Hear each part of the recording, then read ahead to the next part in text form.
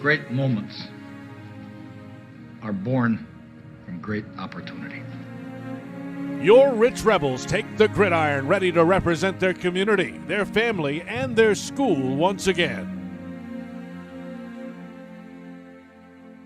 One half a step too late or too early, and you don't quite make it. 1/2 second too slow, too fast, you don't quite catch it. The inches we need are everywhere around us. Does not matter where, rain or shine, snow or wind, the Rebels come to play. They come to conquer, and they come to remind their opponent who the Rebels are. No, I don't want them to gain another yard. You blitz all night! Another chapter of Rich Football starts now. Rebel Football is brought to you by Evanston Regional Hospital, Cash Honda Yamaha in Cache Valley, the Come On In Casper, Plains Tire, Hoover Chiropractic, the Best Western Dunmar Inn and Legal Tender, Freeway Tire, Auto Farm Chevrolet, Bear Lake Convention and Visitors Bureau. Now, here is the voice of the Rebels, Matthew Peterson.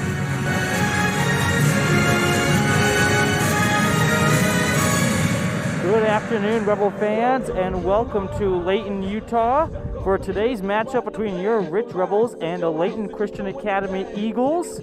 We'll have kickoff in about 40 minutes at 4 p.m. between the two sides. The Rebels enter looking for their first win of the season. They are 0-4, while Layton Christian Academy has dropped their last 4 outings after winning their first week, so they stand at 1-4 on the season. It's a beautiful day here in Layton, Utah, just north of Salt Lake City, right here in the shadows of the mountains surrounding us. We'll have kickoff soon, and we have got a lot going on here on our Auto Farm Chevrolet pregame show. We appreciate you tuning in early here to Rebel Radio to make Rebel football a part of your Friday afternoon on a beautiful Friday here in Utah. We'll get through our scene set, our Where Are They Now, and a lot more. So you don't want to go anywhere. You want to stay right here on 98.3 FM K80Q and at mylocalradio.com for all things Rich Rebels. Rebels and Eagles kick off at 4 p.m., so stick around for the Auto Farm Chevrolet pregame until then.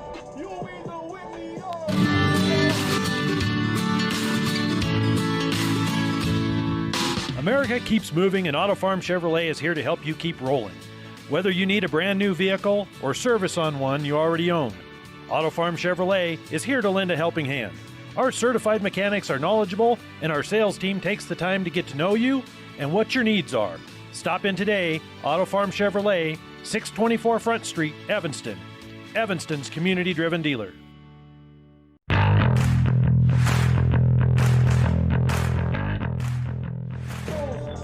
Welcome back to Layton, Utah for today's matchup between your Rich Rebels and the Eagles. Rich entering with an 0-4 record, while Layton Christian Academy is 1-4. They won their first game and have dropped the next 4. Let's move into our scene set now.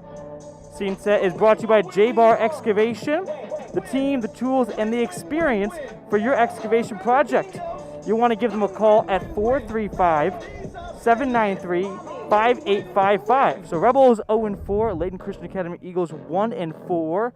Rich in their last game, they lost at home on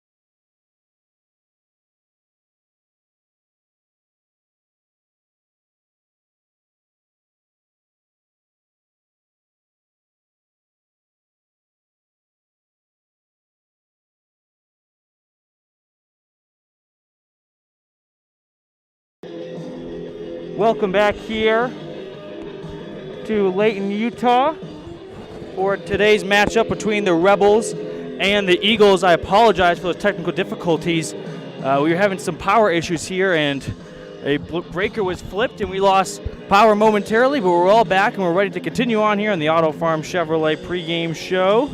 So we will do so. Let's keep it here for Rebel Radio. We're in our scene set that's brought to you by J-Bar Excavation.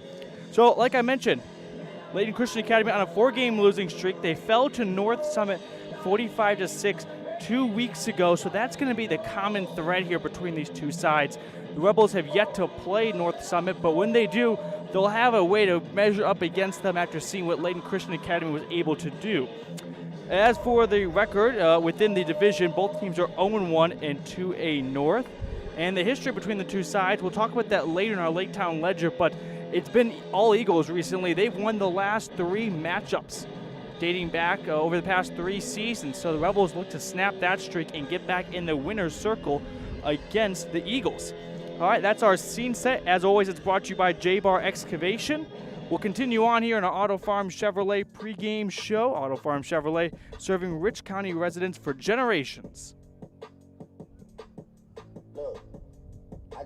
Whether you're looking for gravel, sand, topsoil, rock, or other materials for your excavation or landscaping project, trust the experienced, knowledgeable team at J-Bar Excavation, specializing in sale and delivery of the materials you need to finish your project. J-Bar Excavation in Randolph, Utah has the team, the tools, and the plan to help you create exactly what you're looking for. J-Bar does quality work that fits your schedule and your budget. Call J-Bar Excavation today, 435-793-5855. The best place to stay when you're in Casper, Wyoming is the Come On In Hotel and Suites. This beautiful log hotel offers 5 hot tubs, 1 pool, a fitness center, and fabulous indoor atrium. Offering jacuzzi and fireplace suites, the guest rooms are comfortable and relaxing. Plus, every stay includes a delicious extended continental breakfast. Whenever you're in Casper, stay at the best place. Come On In Hotel and Suites. Come on in today. Come On In Hotel and Suites, Casper.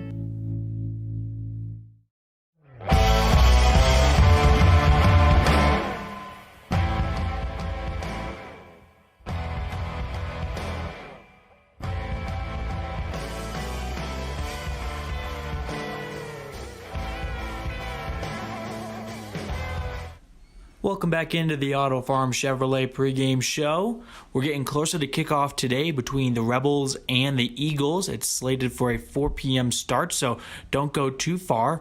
But before then, we have our Where Are They Now portion of the pregame show. As always, it is brought to you by Mound Valley Cattle Company, thanks to Eddie and Todd Jensen out of Thatcher, Idaho. So on today's portion of Where Are They Now, I spoke with a class of 2007 alum, John Lee, who some of you may know already as he has stuck around in the Rich area. We'll have that to listen to right after this here on Rebel Radio 98.3 FM and mylocalradio.com.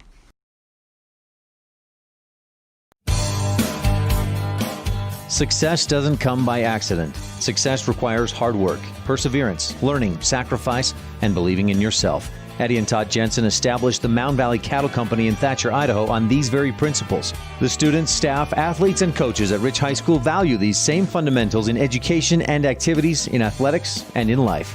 Good luck, Rebels, from Mound Valley Cattle Company, serving customers in Utah, Idaho, and Wyoming since 1997.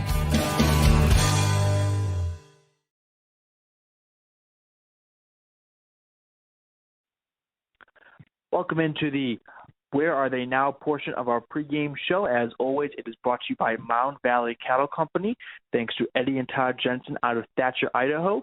Today, I am joined by John Lee out of the 2007 class of Rich.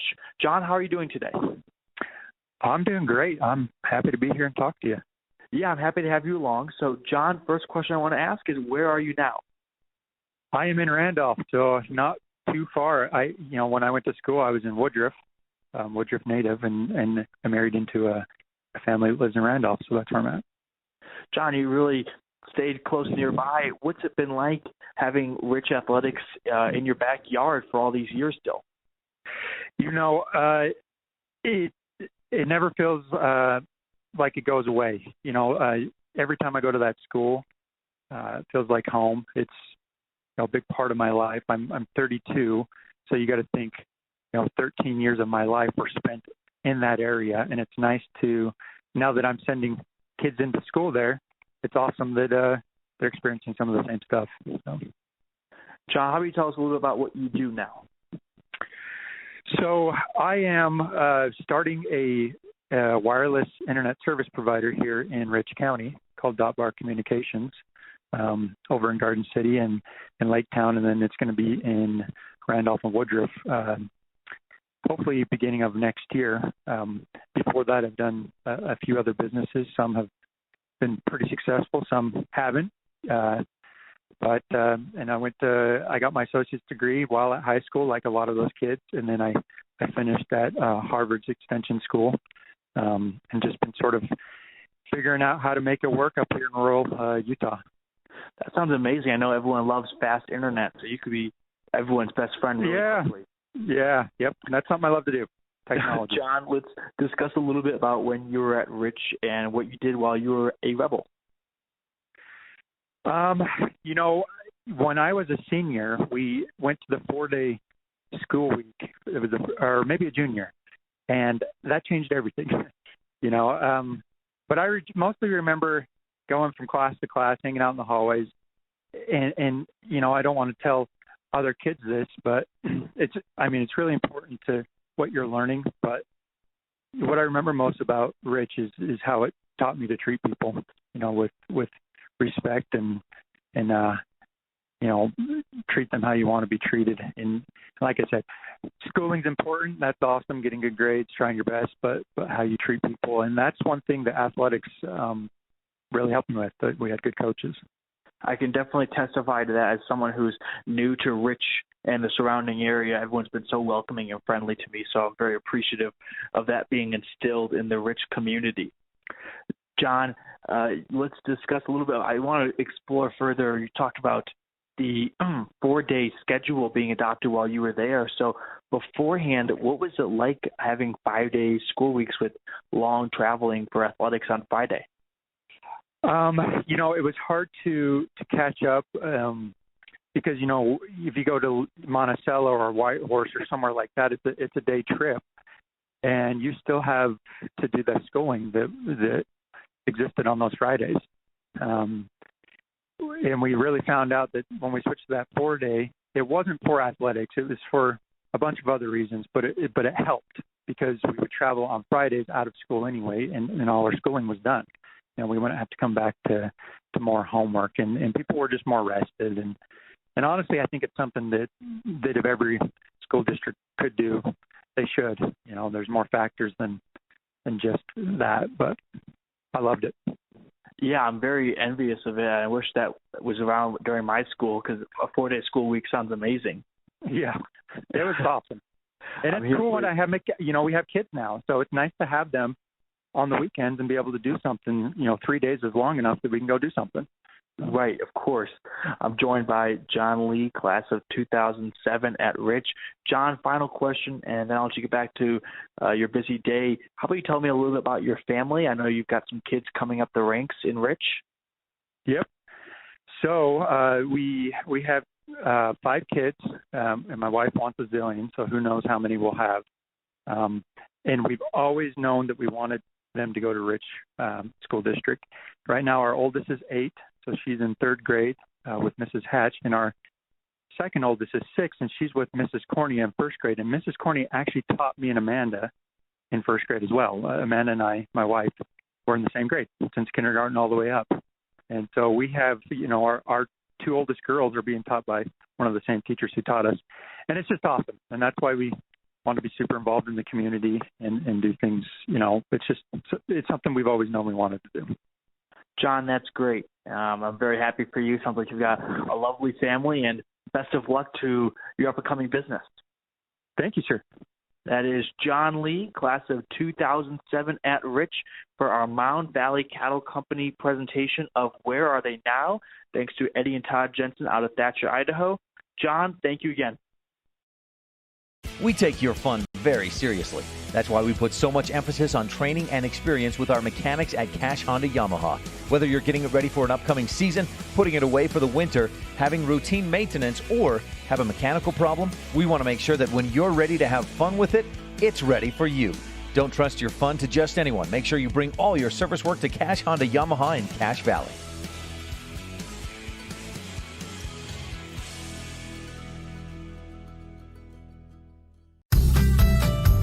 As one of the region's most visited websites, MyLocalRadio.com is here to serve you. Catch up on local and regional news and information. Buy, sell, or trade your good used items on the radio classifieds. Check the weather forecast or catch our live coverage of your high school teams in action, all on MyLocalRadio.com. Like us on Facebook so you never miss a giveaway, and visit MyLocalRadio.com today to stream it all live.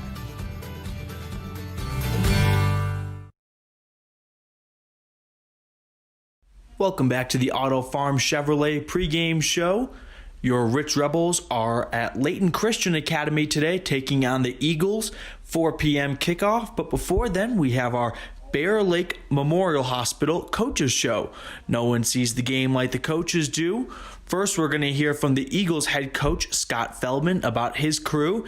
And then it's the Rebels head coach, Justin Grohl. That's all right here on the Bear Lake Memorial Hospital Coaches Show. Count on us to care. So don't go anywhere. We got a lot more Rebel football action going on here on the Auto Farm Chevrolet pregame show.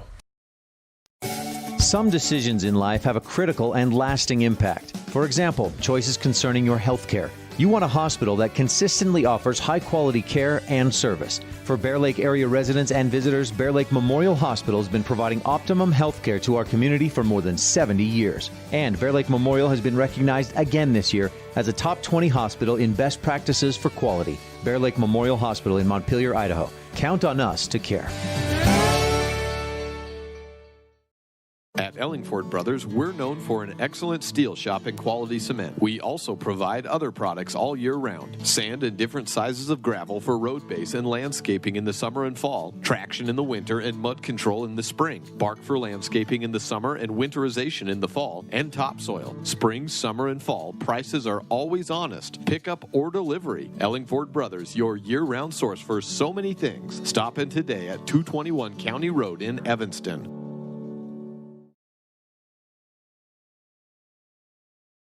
It's now time to hear from the Eagles head coach, Scott Feldman, on the Bear Lake Memorial Hospital Coaches Show. Count on us to care. Here is Layton Christian Academy head coach, Scott Feldman. I'm here with Layton Christian Academy head coach, Scott Feldman. Coach Feldman, thank you for taking the time to speak with me today. You're welcome. Coach, first things first, how about you give us a little bit of a blueprint about what your team is like and kind of the DNA of it? Okay, so we're different than most programs. We actually have international students as well as domestic students. So we have kids and players from all over the globe. I have kids straight from Tonga, Germany, Bulgaria. There's a few from Africa, Trinidad, and then also from Brazil. And how are you able to pull all these players from across the globe? They're attracted to Layton Christian Academy for education or other sports, and then they choose to play American football while they're here. So it adds a monkey wrench into everything by making things a little difficult. As you know, you're teaching kids that have only played maybe 1 or 2 years of American football, while you have kids that have also played 7 years. Coach, let's stay on that topic because I find it very interesting. How many languages are spoken on your sideline and on the field? Well, everyone speaks English, but there's a lot of Tongan spoken between our kids from Tonga. The Europeans tend not to speak their language, so mostly just Tongan you'll hear. So is the language barrier not an issue for you? Is everyone pretty much? It is. It's still a barrier because they're not. Everyone's English as a second language. So it's not, ideally always the easiest because there is that language curve. There also is that learning curve when they're learning plays. Coach, you mentioned a lot of these players are new to American football. How much time do you spend with these foreign players about teaching them the basic X's and O's of football compared to people that grew up in the U.S. and know those kind of things? As much as possible. We don't get the luxury of having all of them during the summer. Some of them arrive after week's one game. Some I just got a kick, one of our other kickers in this week from Brazil. So they've come at all different times, and we try to spend as much individual time to catch them up as possible. All right, Coach, let's talk about your record a little bit. Not up to probably the start you would have liked. What have you liked out of your team, though, through the first 5 games? Well, it's new. I was the second to last head coach hired in the state. I was hired on April 28th this last year in the middle of Corona. So it was pretty difficult to be able to jump in and get running, like you typically would as coming into a program, plus with kids that are later. So I figured, to be honest, we're a little farther behind than I thought we would be at this point. But with running a new system and changing the culture here, I think we're off to a very good start. Things are starting to come into play. I'm here with Layton Christian Academy head coach Scott Feldman. Coach, what can you tell me about Rich from your perspective and what your team can expect from the Rebels? That's a good question. I know that they're going to make our run game, which we're highly driven on. We switched our offense after week 2. From a spread to a wing T offense. So I know that based upon what we've seen, they're going to stack the box on us. So I expect they're going to give us a good fight inside the interior. But that also goes to my strength. My strength is my interior line. I have I'm very young, but very big and physical inside. Coach, one final question, and then I'll let you get back to preparing for the matchup against the Rebels. What are you going to be focusing on the most this week in practice as you have your takeaways from last week's game? We're looking at building on the second half. We finally came together and played at least one half of a football game. We've had some issues within our first 4 games of the season, so we want to build off that second half. Well, thank you so much, Coach. That's Coach Scott Feldman of the Layton Christian Academy Eagles. Thank you for the time, Coach. Thank you. Have a great day. Thank you. That's our Bear Lake Memorial Hospital Coaches Show.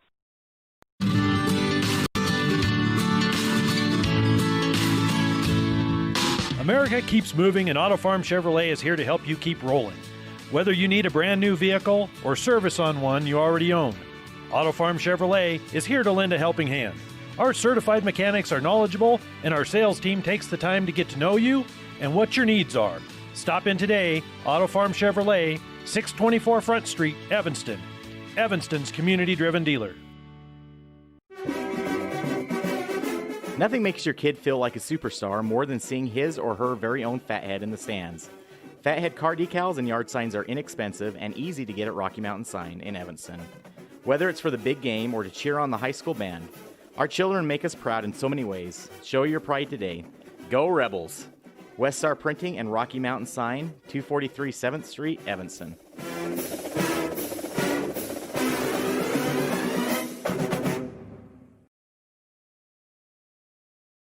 A big thanks to Scott Feldman of Layton Christian Academy. We continue on here in the Bear Lake Memorial Hospital Coaches Show. Up next, we have Rebels head coach Justin Grohl. I'm here with Rebels football head coach Justin Grohl. Coach, as you get ready for Layton Christian Academy, what can you tell me that you'll be focusing on this week in practice? They're really big and strong. We've got to be able to get by them a little bit. And make tackles. The running backs are pretty fast and they got a pretty big back, and so we got to be able to make tackles and not let him bounce off 2 or 3 and go in for touchdowns. And their lines, they're huge. They've probably got some 370, 380 guys through there, and so with us, we got to be able to learn how to get off and get going and still make a tackle. Coach, the offense looks like it's getting better each and every single week, and it's just kind of waiting to break out. Is that the feel from the coaches and the players too? Yeah, and we just are waiting for that one, for everything to just kind of flip and get going. We know what's coming, and we've anticipated it. It's just not coming as fast as we had hoped. I hope it hurries and gets going, though. Coach, the season is not off to the start you would have liked to seen. What's the mentality like in the environment within the players, given the rough start to this year? It's still right now. It's on that verge, but right now they still believe. They know there's some good teams ahead, but they can compete and still make it. They could get some wins and they could have a good season. Coach, let's just quickly rewind to this past Friday against Gunnison Valley. A close loss, 7-0 at half, 21-0 the final. What was the message like in the locker room to the players after the game? What I told them is we dominated for quite a while. We out on offense. We had more yards, more passing, more yards rushing, and we just got to come out and play the second half. We didn't. That was the takeaway. It was, okay, we got to come out and play. It takes 4 quarters, 2 halves, and come out and play and still believe in yourself. So you can do it. Coach, final question. I want to end it on a very positive question too. How excited is it to see your defense getting so much better throughout the season and what they've gotten to now? I'm ecstatic. If I've always been told, and it's a belief that if you can get most teams under 21 or under and give yourself a chance, and that's what we're finally starting to do, and that's what we're trying to keep them going, and I think even the offense is starting to carry over and do that kind of stuff. So I'm excited. Thank you very much, Coach, and best of luck against Layton Christian Academy. Thank you so much. That's Rebels football head coach Justin Grohl. As always, we appreciate the time for both coaches they give us here on the Bear Lake Memorial Hospital Coaches Show. Count on us to care. We are a little over 10 minutes away from kickoff between the Rebels and the Eagles. Don't go far, Rebel fans. Rebel football is coming your way right here on Rebel Radio 98.3 FM K80Q and mylocalradio.com. Whatever takes you to Evanston, whether it's high school sports, a teaching conference, music festivals, speech and debate, or your job, always book your hotel reservations at the Best Western Dunmar Inn. With 165 ground-level rooms on 10 acres, the Best Western offers everything you need, including newly renovated rooms, a business office, workout room, outdoor pool, and full-service restaurant, plus complimentary breakfast with every stay. Whenever you're in Evanston, make your hotel reservations with your friends at the Best Western Dunmar Inn.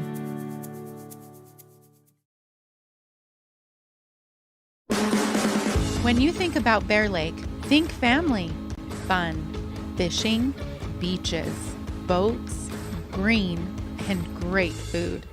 Think water, wildlife, trails, and shakes, snow, scenery, and sun. Think summer. Go to bearlake.org and plan your visit today. Visit Scenic Idaho. This presentation of Rich High School Athletics on mylocalradio.com is brought to you by these Rebel Sports Boosters, LSR Refrigerated, and the Walletines in Garden City. Darren, Tricia, and the entire Walletine clan wish the Rebels good luck. And by Cat Answer Technical Services, proudly supporting the Rich Rebels. The staff at Cat Answer Technical Services wish the Rebels good luck on the field, on the court, in the classroom, and in life. Go Rich Rebels!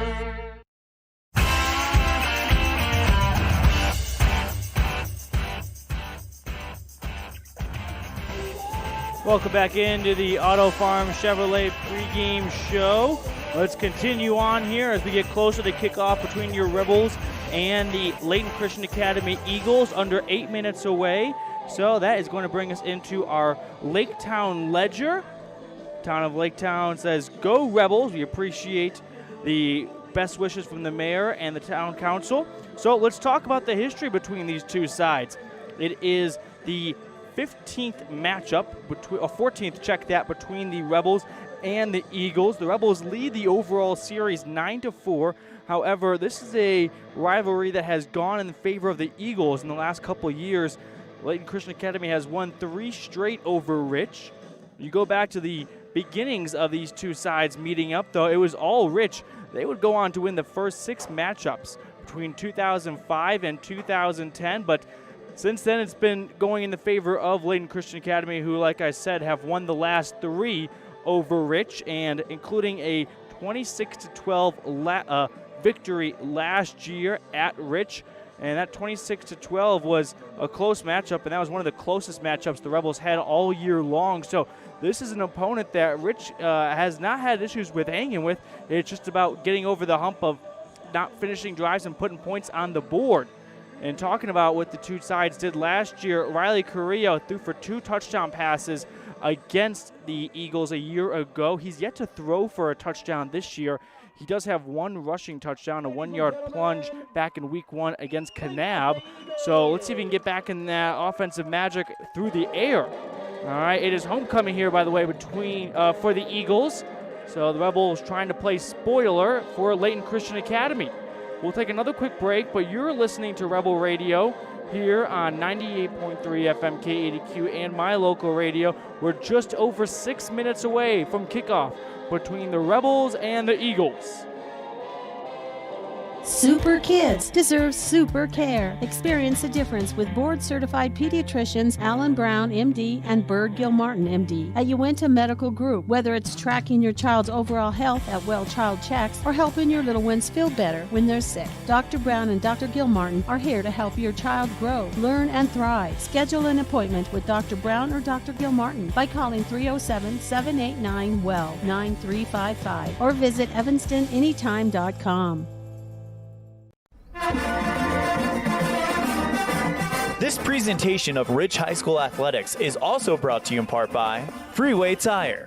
With a friendly and knowledgeable staff, quick and dependable service, and great prices come together. Call Freeway Tire at 307-789-8632. And by Hoover Chiropractic. Dr. Todd Hoover does all of the chiropractic work you need, as well as blood work, dietary supplements, a weight loss program, x-rays, and can help you get rid of migraines and allergies. Call Hoover Chiropractic at 307-789-0043.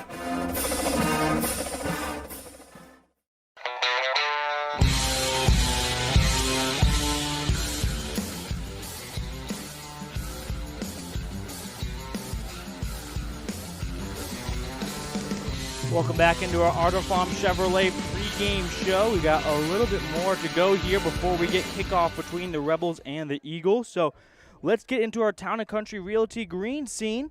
It's brought to you by Town & Country Realty, selling Bear Lake in Utah and Idaho. You're going to want to give Pam Corney a call. Her phone number is 435-779-0012. Contact Pam Corney for all of your Town & Country Realty needs. It is a bit of a hot day here. I gotta be honest. 82 degrees down in Layton, Utah. A cloudy day, though, overcast, so not a lot of sun peeking through, but it's good football weather. Probably a little warmer than people would have liked as we're getting into that fall season. And if you're watching at my local radio, you can see a beautiful shot of the mountains and all the leaves changing color. It really looks like a Crayola box on that hillside. So that is our Town & Country Realty green scene. 82 degrees here in Layton, Utah, between the Rebels and the Eagles.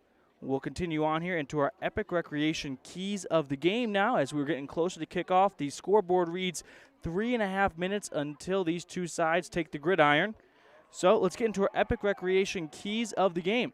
It's really simple. The first key today is finish drives. The Rebels had a lot of momentum in that homecoming game against Gunnison Valley. They picked up more first downs than just about the entire season beforehand combined nearly, but they did a great job of moving the ball. They bumped up their third down conversion rate, but when they got close to the red zone between that 40 and 20-yard line, we'll call it the yellow zone, I guess, it was not where the Rebels wanted to be. They really just failed moving the ball close to the end zone. So it's finished drives. That's your first key. Your second key is to see the first key. It's really that simple. There's not a whole lot else that the Rebels need to focus on. I mean, there's a bigger picture, but the defense looked good. And the offense did good for a good portion of the field, but it's just about finishing the drive. So that's really the only key today. That's brought to you by Epic Recreation, epicrecreation.net. You can give them a call, though, at 435-946-3742, or find them on Facebook, Rentals in Bear Lake. That's Epic Recreation for our keys of the game. We have the national anthem going on in a moment, so we'll step aside for that. But when we return, we'll be ready for Rebel football here on Rebel Radio, 98.3 FM KADQ, and my local radio. Don't go far, Rebel fans. It is Rich Rebels and Layton Christian Academy Eagles getting underway in a moment. Whatever takes you to Evanston, whether it's high school sports, a teaching conference, music festivals, speech and debate, or your job, always book your hotel reservations at the Best Western Dunmar Inn. With 165 ground level rooms on 10 acres, the Best Western offers everything you need, including newly renovated rooms, a business office, workout room, outdoor pool, and full service restaurant, plus complimentary breakfast with every stay. Whenever you're in Evanston, make your hotel reservations with your friends at the Best Western Dunmar Inn.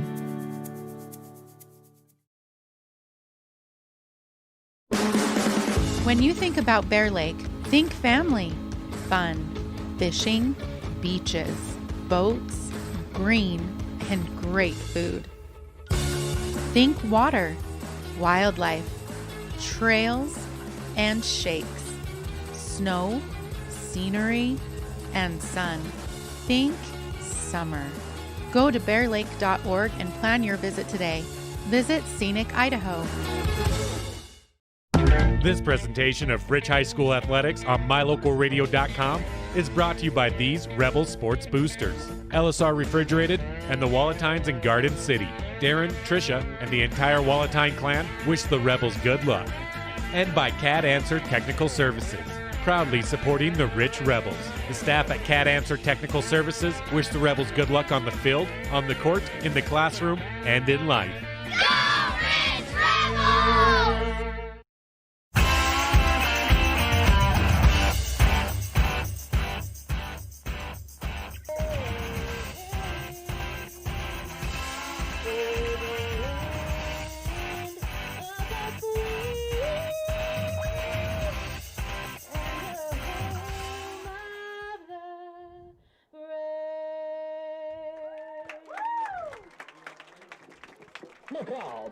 A beautiful rendition of the Star Spangled Banner here.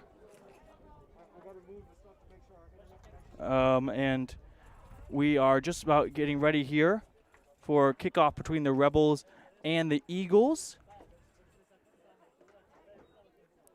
We are just awaiting the sportsmanship portion of this pregame on the field, and then we'll get going. And then it's Rebels and Layton Christian Academy Eagles. So let's talk about what the Rebels did a week ago, though, while we have a moment. So Rich last week did a much better job of moving the ball. So you look at Riley Carrillo, we'll talk about his run game. He had 16 carries for 105 yards. I mean, in every single way, shape, and form, that's better than how he did against Cokeville a week ago. Against Cokeville, he had close to 18 carries for about 70 yards. So less carries, less volume, and more productiveness. So the efficiency really spiked for Riley Carrillo, and he was able to connect with a handful of receivers. He had 6 completions on 14 attempts for 53 yards, and I'm sure that Carrillo's receiver and crew would agree that that number could be way higher. A couple of key drops, one being in the end zone. So now it's really about the receivers and the quarterbacks getting on the same page. In the early portion of this season, it was Carrillo who seemed a little maybe out of funk, not in his groove, really hit his stride last week against Gunnison Valley, but unfortunately his receivers could not lend a helping hand as they had one too many drops, especially on key 3rd and 4th downs to keep the drive alive, and that was really what plagued Rich early on. We have our coin toss here, and Layton Christian Academy has elected to receive, so they will begin the first half here in our Crawford Trough first quarter. They're open after every Rebel home game. It's the place to eat and drink, so be sure to go check out the Crawford Trough. And Layton Christian Academy will receive to start, and then it will be the Rich Rebels kicking off. And we are just about underway here for Rebel football.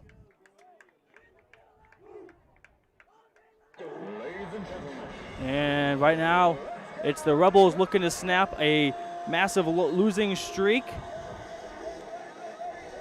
Rich has a 13-game losing streak covering this season and last, and it would also snap a 16-game road losing streak. That goes all the way back to October 14th, 2016, when Rich won 31-0 at Altamont. So they're looking not only for their first win in a while, but their first road win. That goes all the way back to 2016.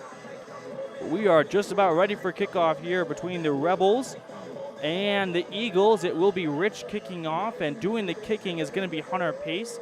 We've seen him a couple times this season as a backup QB, filling in for Riley Carrillo. He's actually got half of Rich's scores this year. He had a 1-yard touchdown rush against Cokeville.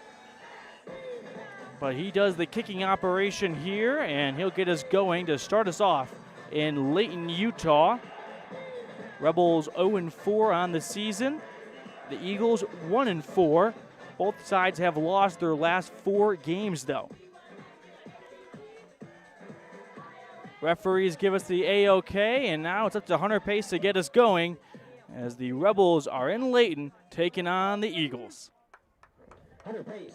Hunter Pace stands at his own 30, gets the run up, and Rebel football is back on the airways. The kick is a strong kick. It'll land at the 35 of the Eagles. It's taken up the middle, and it goes down at the 40, and that was not someone who usually touches the football who returned the kickoff. That looks like Waylon Leinhart, and he returns it all the way to his own 30-yard line. So that is where the Eagles and Tucker Prescott, the quarterback, will begin. Prescott, a sophomore, or check that, a junior. So Prescott and his offense will begin at their own 30-yard line. Here's 1st and 10. It'll be a wing T formation with 3 backs in the backfield. Prescott under center. Takes the snap, rolls out with it. He'll hand it up the middle, and going forward for a gain of 3 is Rod Richards. So Richards takes the first play. He picks up about 3 yards on the run. They'll spot him actually 2. So Rebel defense holding him to 2 yards on the first play of the game. That brings up 2nd and 8 for the Eagles. They're at their own 32-yard line with 11:30 and counting to go in our Crawford Trough first quarter. Tucker under center with 1 back in the backfield, or two backs, check that. Takes a snap, looks to pass. He's got pressure, rolls out, and now he goes down. He'll be taken down for a loss on the play. Getting the sack for the Rebels is Riley Taylor. Taylor already had a sack on the season. He brings back the Eagles on a loss of 5. They'll spot it. So Riley Taylor picks up a sack for the Rebels. They did not have one a week ago against Gunnison Valley, but they get one in the first series here, which draws up 3rd and long for the Layton Christian Academy Eagles. They're at their own 26-yard line. They need to get to their own 40. It's 3rd and 14. Tucker under center, 2 backs in the backfield. Some movement before the snap, and that looks to be offsides, or false start. Check that. False start indeed. It's a 5-yard penalty, so a couple of negative plays really limit the Eagles in their first drive. It will be 3rd and even longer now, 3rd and 19. Ball back to the 21-yard line. So now Layton Christian Academy has the ball at their own 21-yard line. They got to pick up 19 yards here in the first series of the game. Just over 10.5 remaining in the first quarter. It'll be Tucker Prescott under center. We wait the whistle, and now Prescott gets under center. 3 backs in the backfield, 1 receiver on the near side. Rebel defense showing some pressure. Tucker takes a snap. He throws up to the near side. He's got his man. No, it is going to be a pass interference potentially as flags were flying in. Hayden Meek in on the coverage against Malik Johnson. The collision between the receiver and the defensive back took place right on the numbers at what would have been a first down. So let's see what the referees called, though.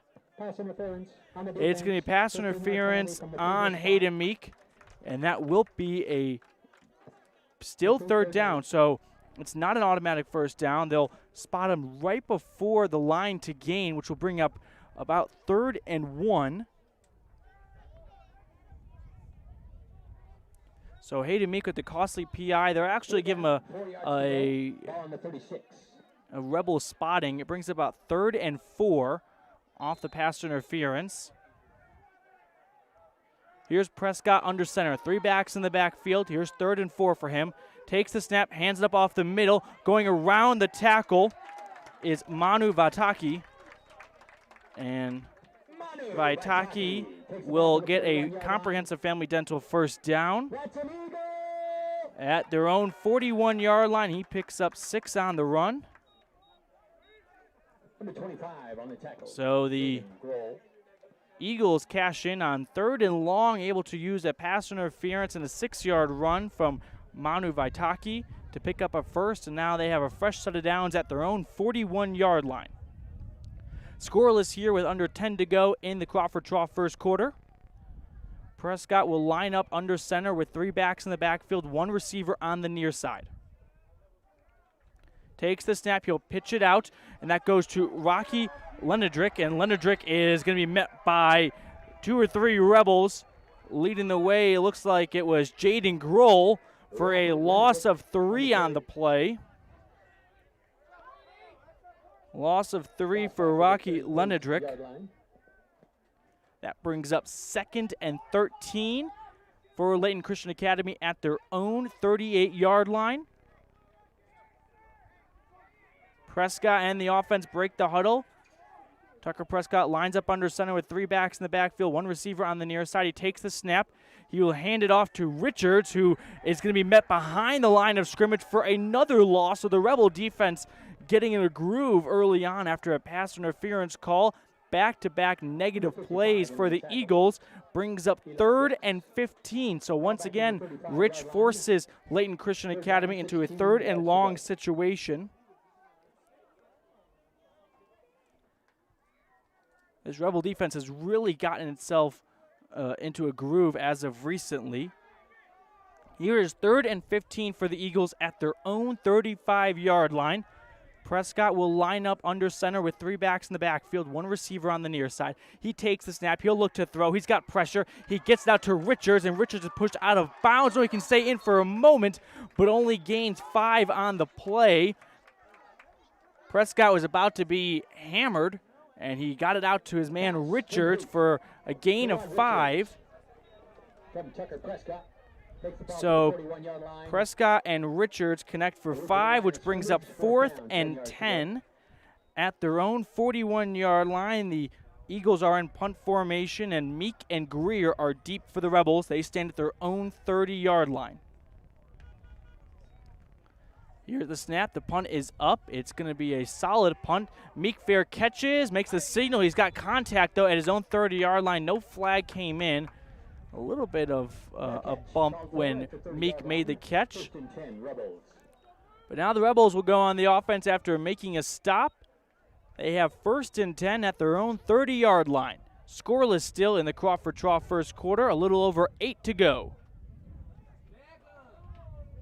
Let's see what Cooper Cornea, the offensive play caller alongside Coach Justin Grohl, can dial up for the Rebel offense.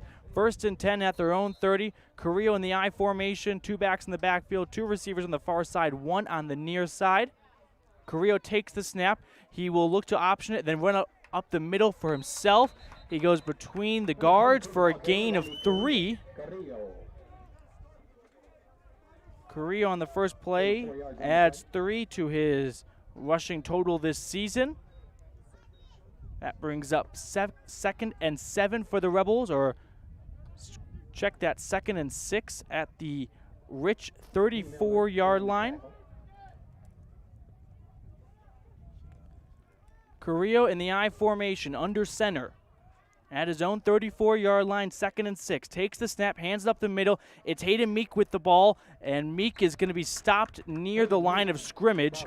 They'll spot him a gain of 1.5, 2 on the play. They'll give him 2. Referees disagree for a moment. So 2 for Hayden Meek, which brings up 3rd and 4 for the Rebels at their own 36-yard line. Just over 7 minutes remaining in the Crawford Trough first quarter. Still scoreless on our Station on Main scoreboard.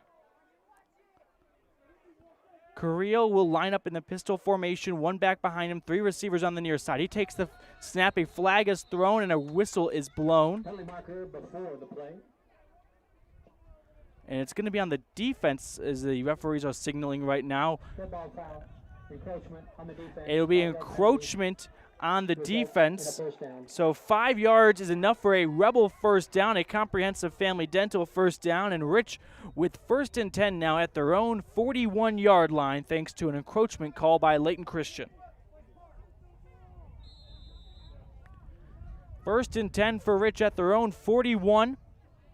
Solid field position. Usually that's probably part of the big issue for them early on in the game. They get stuck way back in their own end of the field, but now they're right in the middle. Here's Carrillo in the pistol. 2 receivers split on each side. Takes the snap. He'll hold on to it, and he'll be dragged down for a loss of 1 on the play. It was an option play. Carrillo held on to it, went around the far tackle, and got taken down at the hash marks for a loss of 1 on the play. That brings up 2nd and 11 for the Rebels at their own 40-yard line. Still scoreless on the Station on Main scoreboard. We're above 6 minutes in the Crawford Trough first quarter.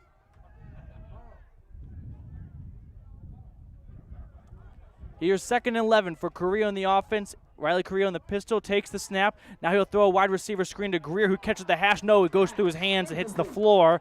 Incomplete pass, and that brings up 3rd and 11. 11 yards to go. So Carrillo's first pass is incomplete. Intended for Connor Greer. That's his go-to guy, and the two sides connected for 4 receptions a week ago.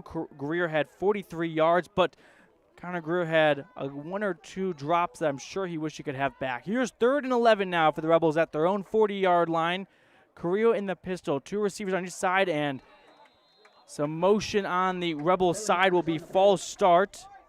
Getting a little excited was Travis Gifford, and that will back this Tea Party up 5 yards for the Rebels. We'll wait for the official call from the referees. Gifford on the far side, a receiver, and just jumped a little before the snap. Dead ball foul. Encroachment on the defense. No, check that. It's down. on the defense. Okay, Gifford had some movement, but they call encroachment on the defense. Rebels may have caught a break there. Nevertheless, it's 5 yards for Rich, and that brings up 3rd and much more manageable. 3rd and 6 for Rich. They're at their own 45-yard line. They need to gain 6 yards now. We're about 5.5 remaining in the first quarter. Still nothing. Here's Carrillo in the pistol. 2 receivers on each side of him. He takes the snap. He drops back. He looks to throw, and it goes through the hands of Greer, who would have been good enough for a first down and more. Had he caught it, would have been a gain of about 10, but it was a bullet pass out of Carrillo's hands. It slipped through Greer's fingers for a drop. And that brings up 4th and 6, and I believe the Rebels are going to be in punt formation. Back to receive the punt for Layton Christian Academy is Manu Vaitaki and Rod Richards. Rebels have 4th and 6 at their own 45-yard line, and Carrillo is standing at his own 35 in punt formation. He takes the snap. He gets the punt off. It's a good punt. It's going to go towards Richards, who fields it at his own 28-yard line. Then he starts to move with it. Goes backwards, and he'll end going backwards. Taken down at his own 28-yard line. It was Connor Greer making the tackle. And the Rebels now hand the ball over to Layton Christian Academy, who has 1st and 10 at their own 29-yard line.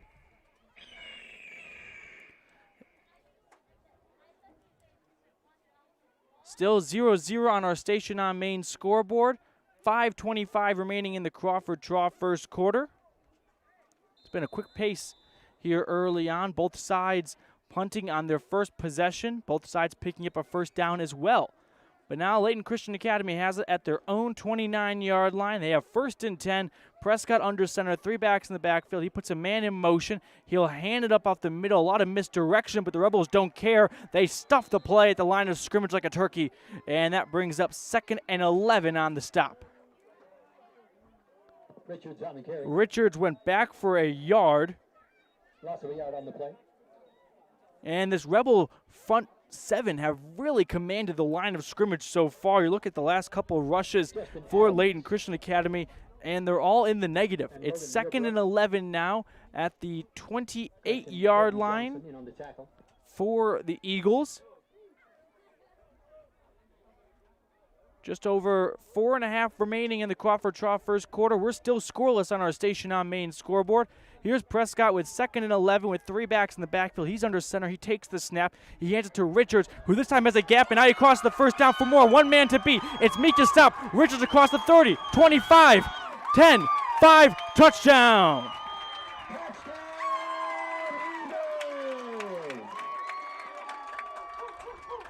Rod Richards bursts through the seam of the defense.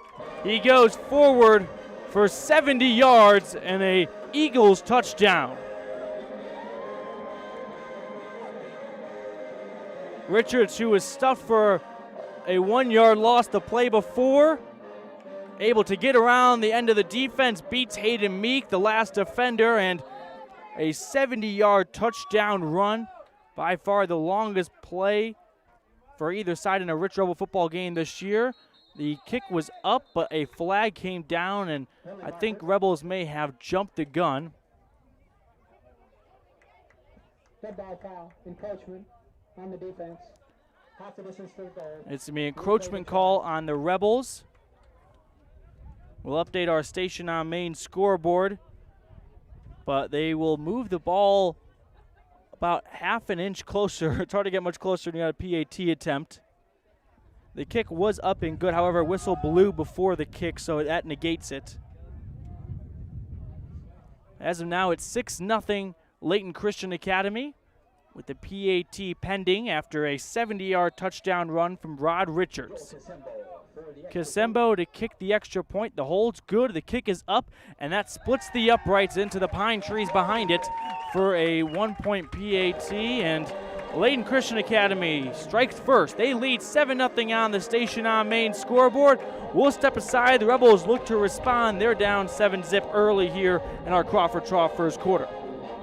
Whether you need a big bite to eat, a tasty snack, or a sweet treat, the Crawford Trough in Randolph has it all to satisfy your cravings. From tasty burgers and wraps, patty melts and perfect pitas to fresh salads, home-cut fries, crispy onion rings, and of course, that silky smooth ice cream. The Crawford Trough can feed your hunger and then some. And if you haven't tried one of the Trough's mixed sodas, your taste buds don't know what they're missing. Stop in today at the place to eat and drink, the Crawford Trough at 120 South Main, Randolph.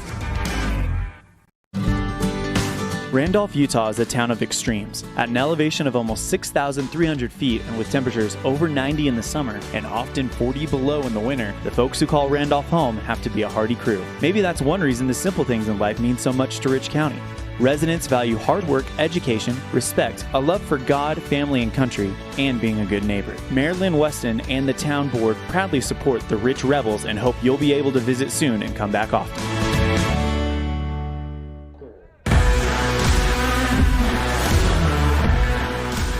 Here's Kasembo to restart the game after the Eagles got a 70-yard touchdown run to go up 70-0. Here's the kick, and it's going to be a line drive kick fielded by Greer at the 30-yard line. He crosses the 35 to the 40, and he gets all the way out to the 34-yard line, and he's taken down with some passion. We'll get into our Bear Lake Realty fan cam in a moment, but for now it's Rebels with 1st and 10 at their own 34-yard line. They trail 7-0 with just north of 4 minutes remaining in the Crawford Trough first quarter. We appreciate you making Rebel football a part of your Friday afternoon.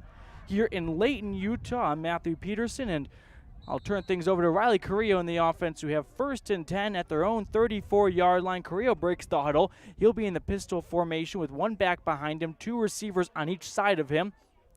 He takes the snap. He'll hand it off to Jaden Rao, and Rao is dragged down behind the line of scrimmage for a loss on the play. Maybe he got back to the line of scrimmage, but not the start the Rebel offense looked to have after giving up a 70-yard touchdown run.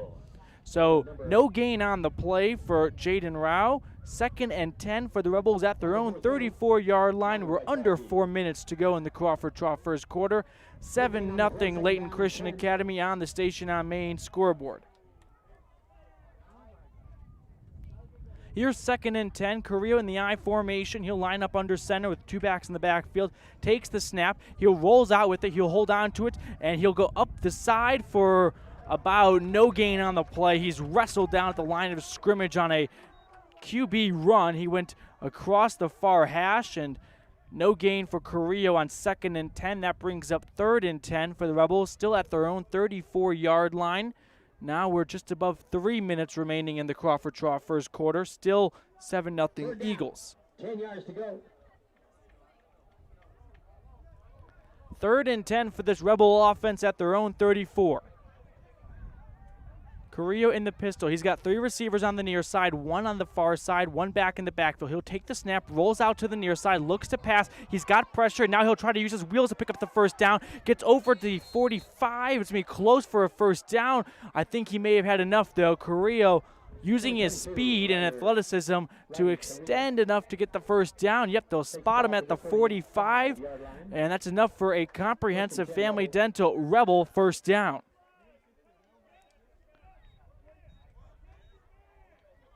Carrillo picks up a first down with his legs. And now Rich has 1st and 10 at their own 45-yard line. Riley Carrillo breaks the huddle. He'll line up in the I formation under center. Takes the snap. He hands it off to Meek up the gut. And Meek is stopped at the line of scrimmage. Gain of 1 on the play, maybe. And the Rebels are looking at 2nd and 9 from their own 46. They trail 7-0 on the Station on Main scoreboard. 2.5 remaining in the first quarter. Meek on his 2nd carry picks up 1. He's got 3 yards today. Carrillo and the offense break the huddle. He sends 1 receiver on the far side, 2 backs behind him, and 2 receivers on the near side. He'll line up under center. Now he takes the snap. He'll hand it off to Meek, who is bodied and leveled the moment he gets it. Making the tackle is Vita Pome. And Meek will go back for a loss of 3 on the play. Vita read that play beautifully and just squashed Meek the moment he got the ball. Loss of 3 on the play. Down 12. 3rd and 12 for the Rebels. They're at their own 44-yard line. They need to get all the way to the Eagles' 45. Here is Carrillo in the pistol with 2 receivers split out on each side of him. He drops back, looks to pass. He's got a lot of pressure. Now he moves, loads up, throws, and it's going to be 1 hop to his receiver, who was just shy of the first down marker, Connor Greer, the intended target. And 3rd and 12 turns into 4th and 12. Carrillo 0-3 to start this game, yet to complete a pass. And now the Rebels looking at punting it away with just under a minute and a half in the Crawford Trough first quarter. Rebels trail 7-0 on the Station on Main scoreboard. Carrillo lines up in the punt formation. He stands at his own 33-yard line. Back to receive for Layton Christian Academy is Johnson and Lenedrick. Lenedrick fields it at his own 30 or 20. Now he crossed the 25 to the 30, up the 35, and flag comes in, but he stopped at the 36-yard line. So the Eagles, with solid field position to start this drive, will monitor the penalty, though, as I'm sure that will influence the placement of this football, which currently lies at the Layton Christian Academy 36-yard line. Some laundry on the field we have to tend to. We'll wait for the official wording. It's going to be block on the back on the Eagles. So the Rebels catch a little break there as this field position gets pushed back closer to the Eagles' own end zone. They go from their own 36 down to their own 26.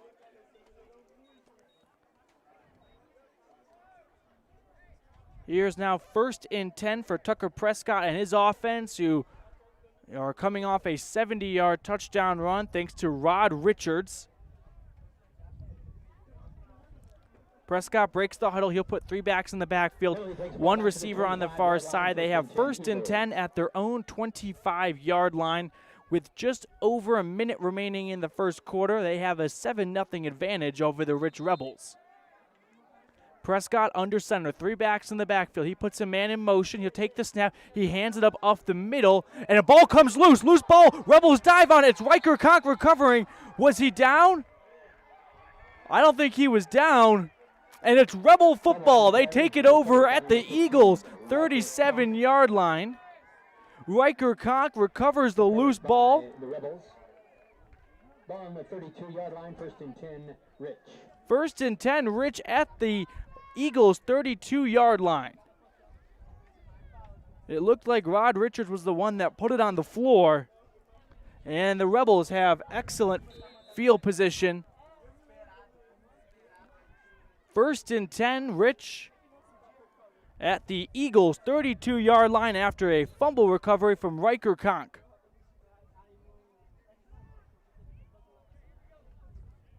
Rebels have a minute and change to work with in the first quarter, but Carrillo now in the pistol. He takes the snap, he'll drop back, throws it over the middle to Greer, who can't hold on to it. That ball dangerously floated in the air for a moment, but no Eagle DB could haul it in. It hits the floor harmlessly for an incomplete pass, and Carrillo and Greer just unable to connect so far. That's an incomplete pass for Connor Greer. It is 4th to open up this game. He's 0 for 4 now after repeated attempts to contact Connor Greer. Rebels now have 2nd and 10 at the Eagles' 32-yard line. Carrillo in the I formation. He'll line up under center. Takes the snap. He holds on to it, pitches it now to Meek. Meek crosses the line of scrimmage and then gets pushed back, and now he'll wrestle his way. Flags by all 3 officials come flying in as Meek eventually able to bully his way for about a gain of 7 on the play. He was met right by the line of scrimmage and pinballed around, but used his shiftiness to get up for about 7. Let's see what the flags are.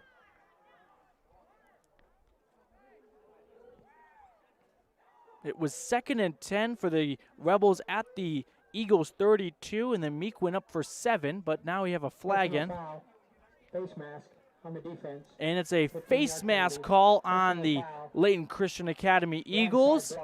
On the offense, penalties offset. But a blindside block on the Rebels negates the penalty, and we'll call it even after that. It'll be 2nd and 10. We'll redo the down altogether.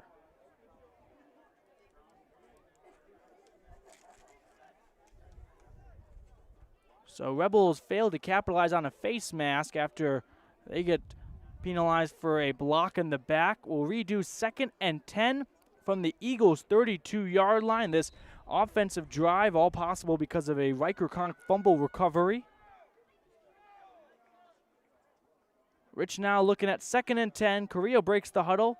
He'll line up in the pistol. 2 receivers on each side. He's got 1 back in the backfield. He'll take the snap, drops back, looks to pass, has pressure, rolls out to the far side, throws it now, and it's intercepted.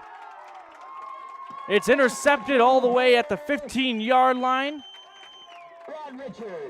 Carrillo was looking for Trey Walker, and it's Rod Richards who makes the interception, jump the route, and back-to-back turnovers. Forfeits a great opportunity from the Rebels at the Eagles' 32-yard line. And now Layton Christian Academy has 1st and 10 at their own 19-yard line. Prescott lines up under center. He's got 3 backs in the backfield. He'll take the snap. He'll hand it up up the middle, and going up the gut was Eli Tagadugu. And Tagadugu gains about 5 on the run. They'll spot him for a 6-yard gain on his first carry of the day. And with just about 20 seconds remaining in the first quarter, the Eagles have a 7-0 lead. Here's Prescott under center. He takes the snap, hands it up, and Richards, or check that, that is Tagadugu once again, taking the handoff, and a shoestrings tackle prevents him from gaining a first down. He'll be close to it. We'll have to wait for an official spotting. But the first quarter will come to a close. The Rebels trail the Eagles 7-0 on the Station on Main scoreboard. You rely on your vehicle every day. Make sure your ride gets the best service, repairs, and maintenance possible. Stacy's Repair in Woodruff provides the highest quality, the latest technology, and the newest equipment to give your vehicle the absolute best auto care available. Family owned and operated since 1992, your friends at Stacy's Repair promise to always deliver value and outstanding, honest, and knowledgeable service, regardless of repair size or difficulty. Stacy's Repair, the ones who truly care. Signage is a critical part of your business. It helps customers find your front door. Rocky Mountain Sign will provide you with expertly designed signs, LEDs, channel letters, as well as skillfully cut signage using wood, metal, plastic, and other mediums to help your customers find you with high-quality signage. Using the best technology, designs, and installation by Rocky Mountain Sign. Your signage says a lot about your business. Work with the professionals at Rocky Mountain Sign, 243 7th Street in Evanston, Wyoming.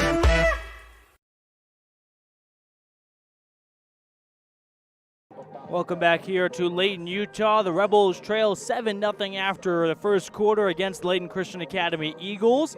And Layton Christian Academy able to get a first down on the final play of the first quarter. That was Eli Tagadugu going for 4 yards. That's enough for a first down. And now the Eagles have 1st and 10 at their own 29-yard line.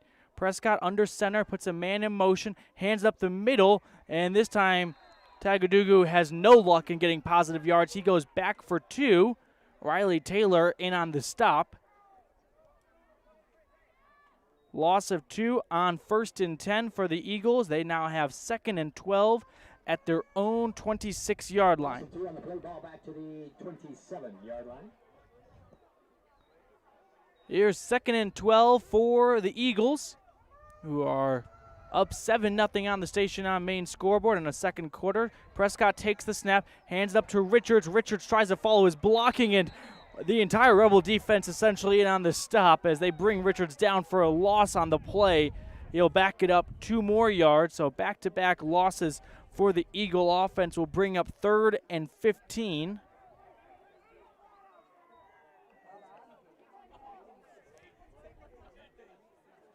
We're in the second quarter now on the Station on Main scoreboard. Rebels trail 7-0, but the defense has put the Eagles in 3rd and very long. It's 3rd and 15 at the Eagles' own 25-yard line. Prescott breaks the huddle. He'll line up under center. He has 3 backs in the backfield, 1 receiver on the near side.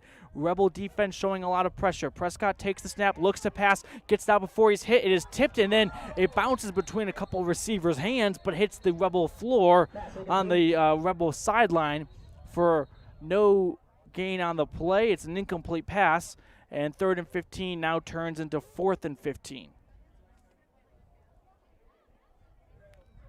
Rebels make the stop on 3rd.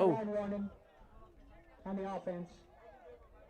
Sideline warning is issued to the Layton Christian Academy offense. It is now 4th and 15 with just over 10.5 remaining in the second quarter. That's always brought to you by T7 Propane in Woodruff. For all of your propane needs, you'll want to give them a call at 435-793-4208. Eagles in punt formation. Meek and Greer back. It's a high punt, and somehow punter gets it off. He got hit, and fair caught by Meek at his own 48-yard line. The Eagle punter looking for roughing the punter. It's Bobby Cox, the punter. Riley Taylor applied the pressure, nearly got the block, but he gets the punter instead. No flag is thrown, so Rebels may have caught a break there. And here come the Rich offense with 1st and 10 at their own 48-yard line. Great field position right by midfield for the Rebels. Carrillo in the offense, break the huddle. Riley Carrillo, who is 0 for 5 today, lines up in the pistol formation. He's got 2 receivers on both sides, 1 back in the backfield. 1st and 10 at their own 48. Carrillo takes the snap. He'll drop back. He'll hand it off, actually. No, now he looks to hold it, and he dumps it over. And going forward for a gain on the play is going to be Hayden Meek, who gets enough for a first down on a wide receiver screen. It was an option play, a run-pass option. Carrillo held on to it, flung it over to Meek, who goes for a big gain, about 12 on the play, and that's enough for a comprehensive family dental first down. Carrillo picks up his first completion of the afternoon on a 12-yard reception to his buddy Hayden Meek. And now the Rebels in Eagle territory. They're at the 40-yard line of Layton Christian. Carrillo in the pistol. He takes the snap. He holds on to it. Now he runs along the edge, gets to the hashes, and is pushed down hard. Flag comes in. Big hit by the Eagles. It's about a gain of 5, and Carrillo, helped up by his teammates, he appears to be a little shaken up as the official talks to him for a moment. Huge hit on Riley Carrillo. I think it's going to be penalty for a high hit, and Carrillo is going to exit the game right now under his own power. Hopefully he's okay. He took a hard hit by the shoulders. Targeting is called on the Eagles. The Eagle fan base unhappy with the call. It looked to me like it was a little high, though. That's your unbiased opinion. And the Rebels turn a 5-yard run by Carrillo into a gain of a lot more. The ball is now spotted at the Eagle 20-yard line. So a penalty moves the offense all the way up to the Eagles 20-yard line. They're in the red zone now. And it's Hunter Pace, the backup quarterback, in for Riley Carrillo. He'll line up in the I formation, takes the snap. He hands it off to Meek on a misdirection. Meek goes up the middle, and not a lot of defenders in the area, allows Meek to gain 8 on the play. So Hayden Meek finding some success here in our T7 Propane second quarter. Rebels trail 7-0 on the Station on Main scoreboard with just a hair under 10 remaining in the first half. 13-yard line. Gain of 8 on the play for Meek. Second down and 3. Here comes about second and 2.5 for the Rebels at the Eagles 13-yard line. Hunter Pace in the I formation. He takes a snap, pitches it over to Grohl. Grohl going around the edge, and he's trying to get it around the defender, but he'll be unable to. He'll get back close to the line of scrimmage, maybe a gain of 1 on the play. Richards makes the stop. And they'll give Grohl about half a yard on the run. So Grohl gets a yard, and that brings up 3rd and 2 for the Rebels. They are at the Eagles 12-yard line. Hunter Pace still in the game after Riley Carrillo took a targeting call up high. So now Pace in the pistol formation. 2 receivers on each side of him, 1 back in the backfield. He takes the ball and now looks to pass. He's got his man Greer in the end zone. Touchdown, Rebels. Pass complete for a touchdown. Pace to Connor Greer for 13 yards, and the Rebels are on the scoreboard. It's 7-6 now, Eagles ahead. Hunter Pace to Connor Greer, and we have our first touchdown through the air. Thanks to the backup, Hunter Pace, the sophomore, connects with Connor Greer.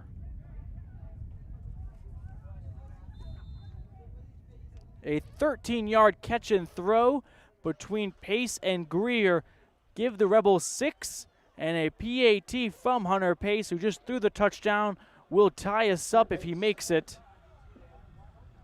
On to attempt the extra point. The snap is good. The hold is good. The kick, hits the referee right where you don't want to be hit. An extremely low kick. Oh, that's got to hurt. Extra point is no good. Nevertheless, the extra point is no good. That looked like something out of the movie From the Longest Yard, if you know what I'm talking about. But the Rebels are on the scoreboard. They're down 7-6 after Pace connects to Greer in the far corner of the end zone for a 13-yard score. We'll step aside momentarily. Rebels trail 7-6 on the Station on Main scoreboard. This presentation of Rich High School Athletics on MyLocalRadio.com is brought to you by these Rebel Sports Boosters, LSR Refrigerated, and the Walletines in Garden City. Darren, Tricia, and the entire Walletine clan wish the Rebels good luck. And by CAD Answer Technical Services. proudly supporting the Rich Rebels. The staff at Cat Answer Technical Services wish the Rebels good luck on the field, on the court, in the classroom, and in life.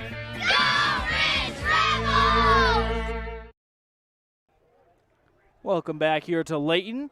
We await the kickoff from the Rebels. It was Hunter Pace who came in off the bench, who delivered the first touchdown pass for the Rebels all season long to Connor Greer, a 13-yard catch and throw. Gave the Rebels 6 points. The PAT was no good, so the Rebels still trail 7-6, but it's a close one here in the T7 Propane second quarter with 8:41 remaining. Hunter Pace set to kick off. Rod Richards, Manu Vaitaki. Here comes Pace. He kicks it off. It's a short kick. It's fielded at the Eagles' 30-yard line, and the Upmen going forward with it. He'll run through a tackle and going all the way to midfield. He stays on his feet. It's Joshua Koch, who weighs close to probably 300 pounds. And he is wrestled down right at the 50-yard line. He's easily one of the biggest guys on the field. He took the short kick, and that got the Eagle faithful on their feet. Takes the ball to midfield. So about a 20-yard return for the big fella. Gives the Eagles 1st and 10 right at the 50-yard line. Their lead is trimmed to just 1. It is 7-6 on the Station on Main scoreboard. Prescott lines up under center. He's got 3 backs in the backfield, 1 receiver on the far side. He takes the snap.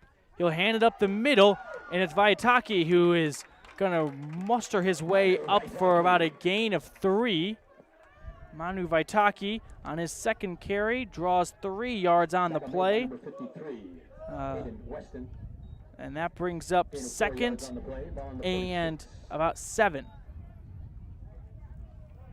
At the Rebel 48-yard line now, the ball lays.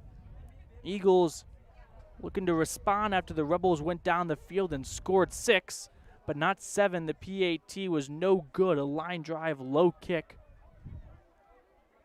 And now the Eagles offense sets up in the wing T formation. 3 backs in the backfield. Prescott under center.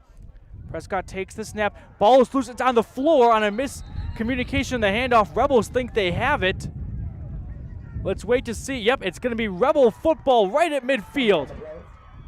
Recovering the loose ball was Eli Brooks, the new guy on the team. And Brooks gives the Rebel offense 1st and 10 right at midfield, the second turnover of the game for the Eagles. Can the Rebels cash in now? The wind is beginning to pick up here in Layton, Utah. Rebels officially have 1st and 10 at their own 49-yard line. Carrillo is back in the game, a great sight to see as he got shaken up earlier, but he's under center now in the I formation. He takes the snap, drops back, looks to pass, has some pressure, and he gets taken down. About a loss of 10 on the sack. It's Jahariam Elder who made the tackle. Loss of 9 yards on They the cite it as a loss of 9 on the play.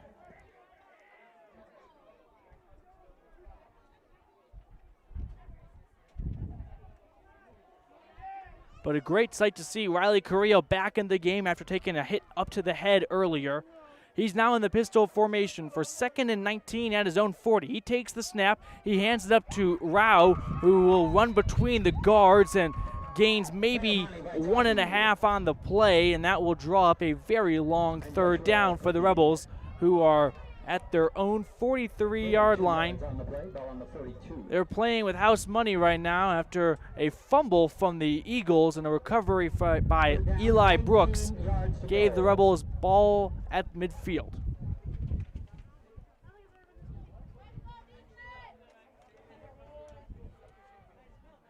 Here is 3rd and about 17 for the Rebels at their own 42. Carrillo takes the snap, drops back, he's got pressure, rolls out, looks to pass, he holds on to it, crosses the 50, getting close to the 45, and he'll get pushed out of bounds close to that 1st down marker. It's going to be an interesting spotting I think he'll be about a yard or two shy of the first down.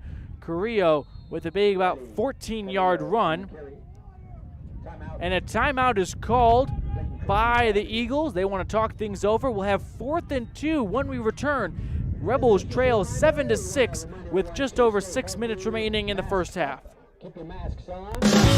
Whether it's for your home, your ranch, your equipment, or your business, when you need propane, count on the best. T7 Propane in Woodruff. The safe and professional team at T7 Propane offers quality product and the most responsive propane service in the area, so you can enjoy the affordability, reliability, and efficiency of propane. For heating, cooking, grilling, motor fuel, and more, count on the team at T7 for your personal or business propane needs. 435-793-4208. This presentation of Rich High School Athletics on mylocalradio.com is brought to you by these Rebel Sports Boosters, the Wilson Ranch in Randolph. Good luck, Rebels, from Dale, Kim, Kyler, and Casey. Remember, the harder you work, the more good luck you'll have. And by Argyle Ranch, Saddle, and Boot, Feed and Supply, a custom shop specializing in leather and wood goods, with a farm feed and supply store to boot. Proudly supporting the Rich Rebels, the Argyle Ranch, Saddle, and Boot, Feed and Supply Store.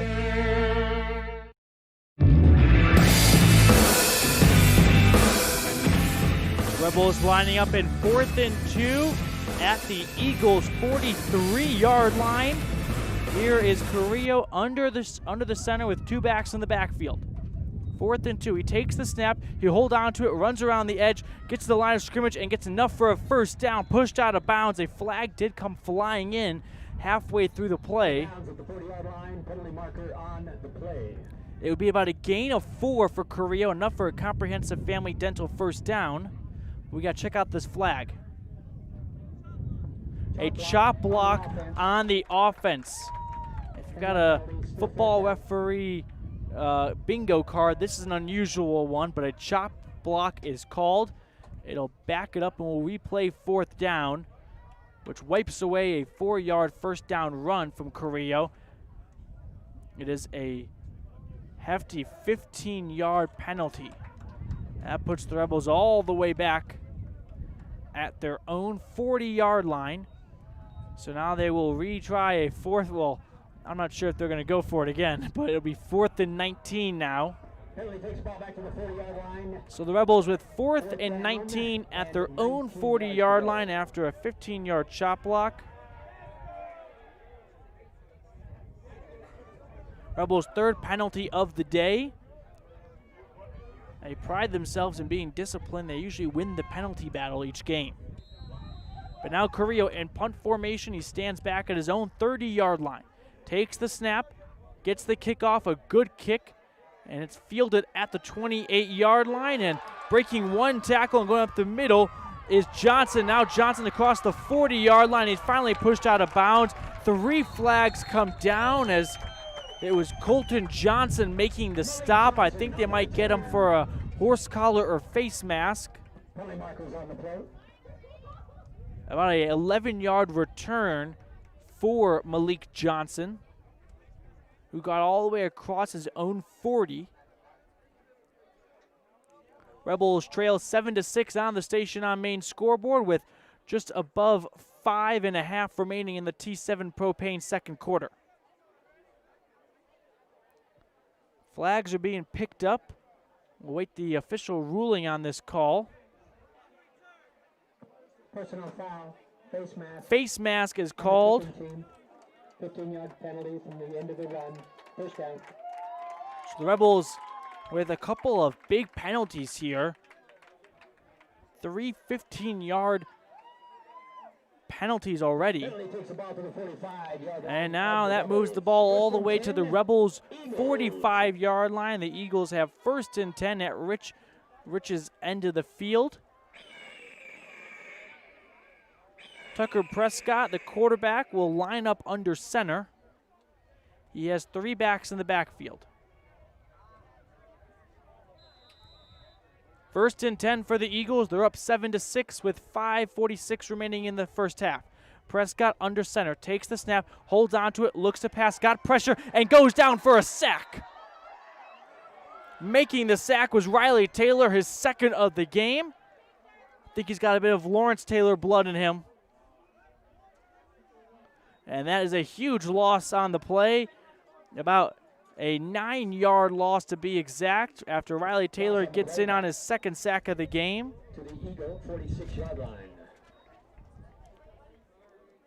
Now the Eagles have 2nd and 19 at their own 46. Prescott and the offense break the huddle. Prescott lines up under center, facing 2nd and 19 from his own 46. He's got 3 backs in the backfield, takes the snap, pitches it out.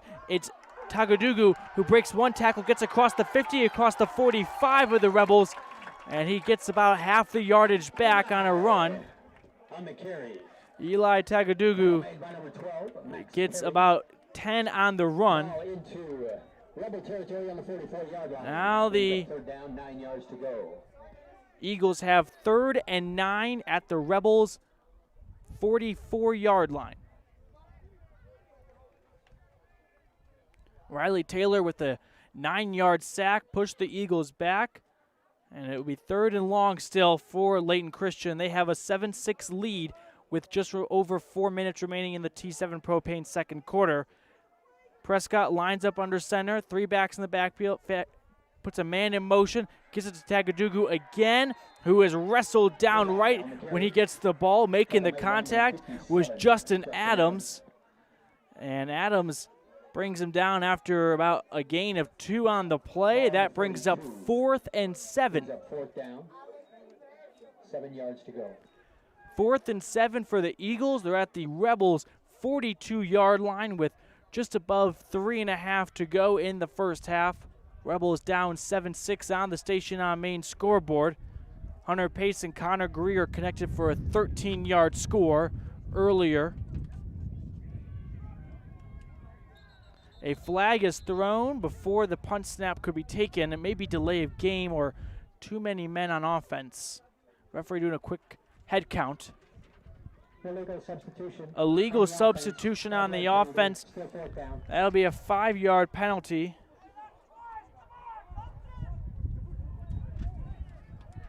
So 4th and 7 turns into 4th and 12. Now the ball sits at the Rebels' 47-yard line. Layton Christian Academy still in punt formation. It's Greer and Meek standing back for Rich at their own 16-yard line.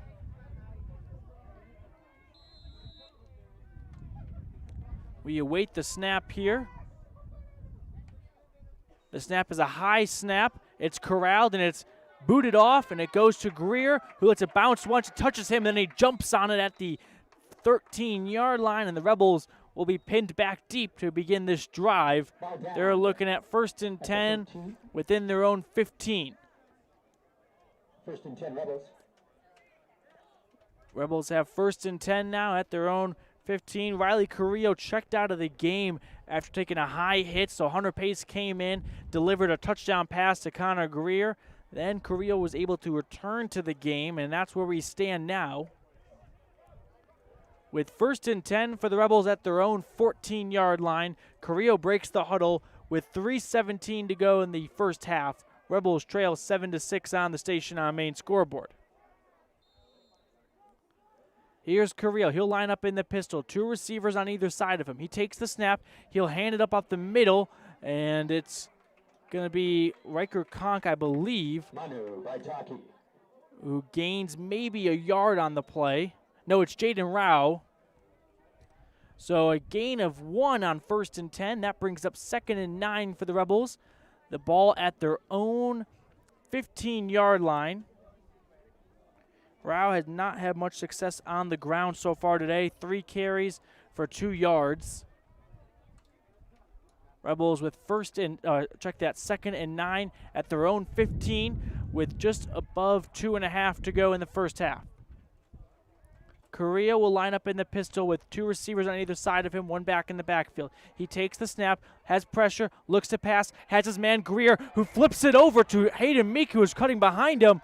A bit of trickery from the Rebels adds a couple extra yards. Greer was standing at the sticks when he caught the ball and then flipped it to Meek, who was running behind him. And Meek gains. This is a hard one to draw, but it's nevertheless a gain of about 15 on the play. And a timeout is called. We'll step aside ourselves. Rebels lead or trail 7-6 on the Station on Main scoreboard. They got the ball with 2:23 remaining in the first half. My name is Dr. Micah Pullins. I'm an orthopedic surgeon at Evanston Regional Hospital. I perform total hip, total knee, and total shoulder replacement. The huge majority of patients of mine that have undergone total joint replacement have been dealing with pain and disability for many years. After joint replacement and recovery, patients are back to doing the activities that they want to do.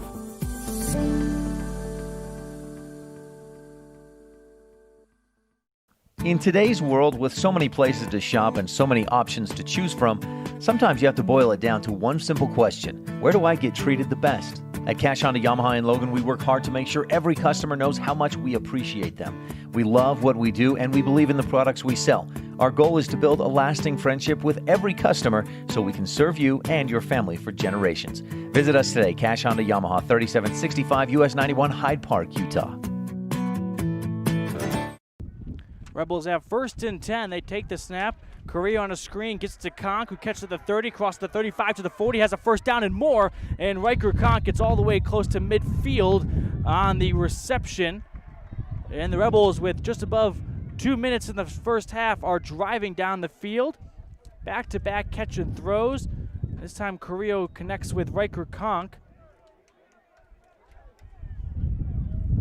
who gains about 11 on the play.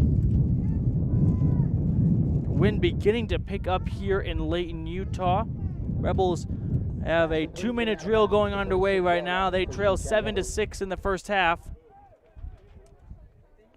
Kong touching the ball for the first time today. Picks up a first down and more. Now the Rebels have 1st and 10 at their own 46. Carrillo with trips on the near side, takes the pistol snap. Now he rolls out, loads up, throws down the middle, looking for Greer, and he has a drop out of bounce out of his hands. A flag came down late though. Greer was standing all the way at the Eagles 25. Had it been caught, it would have been good for about a 35-yard play. It was near the far sideline. And we wait to see what this call will be. It was a late flag thrown in the vicinity of the receiver and the defender.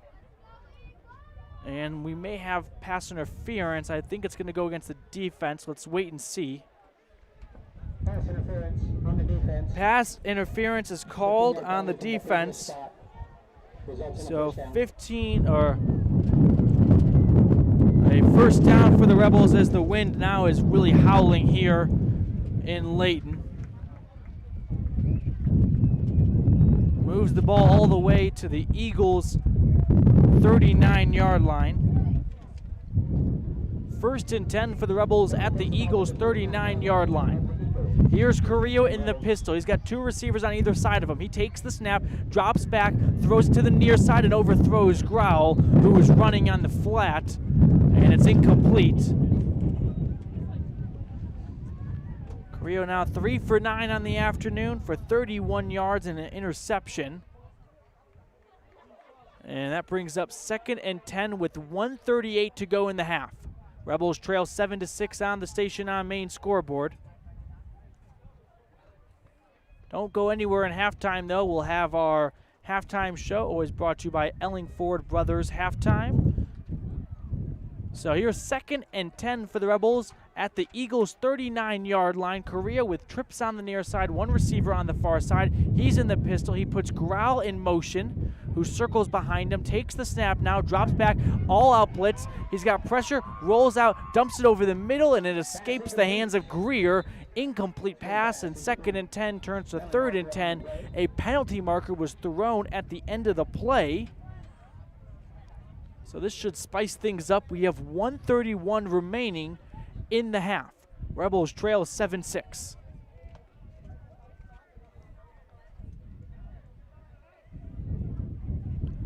Let's see what this call is. It's 2nd and 10. The flag is picked up. So 3rd and and 10 for the Rebels at the Eagles' 39-yard line. With a minute and a half to go in the first half, Rich looking to put some points on the board and take the lead. They're down 7-6 on the Station on Main scoreboard. Carrillo and the offense break the huddle. 2 receivers on the far side, 2 on the near side. Carrillo in the pistol formation. Riker Conk stands behind him. Carrillo takes the snap, holds onto it, throws to the near side, looking for Greer, and it's going to be incomplete. It hits the floor out of bounds. And 3rd and 10 now flips over to 4th and 10, and the Rebels have a decision to make here with 4th and 10 at the Eagles' 39-yard line. Let's see what Coach Grohl elects to do. He's got 4th and 10 kind of in no man's land here and 2A football at the opposing 39-yard line with 1:25 to go in the half. Rebels trail 7-6. And I believe Rich is going to go for this on 4th and 10. It looks like it, and they sure will. So here's 4th and 10 from the Rebels, from the Eagles' 39-yard line. Carrillo in the pistol. 2 receivers on either side of him. Riker Conk stands behind him. He takes the 4th down snap. He's got pressure, runs up the middle with it, and he's taken down for a loss on the play. Carrillo is sacked on the play. It'll be about a loss of 8 on 4th and 10, so the ball turns over.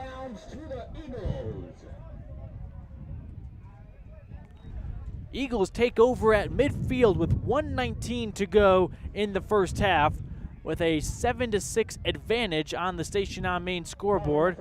Ball is spotted at the Eagles' own 47-yard line. That's where they'll take over.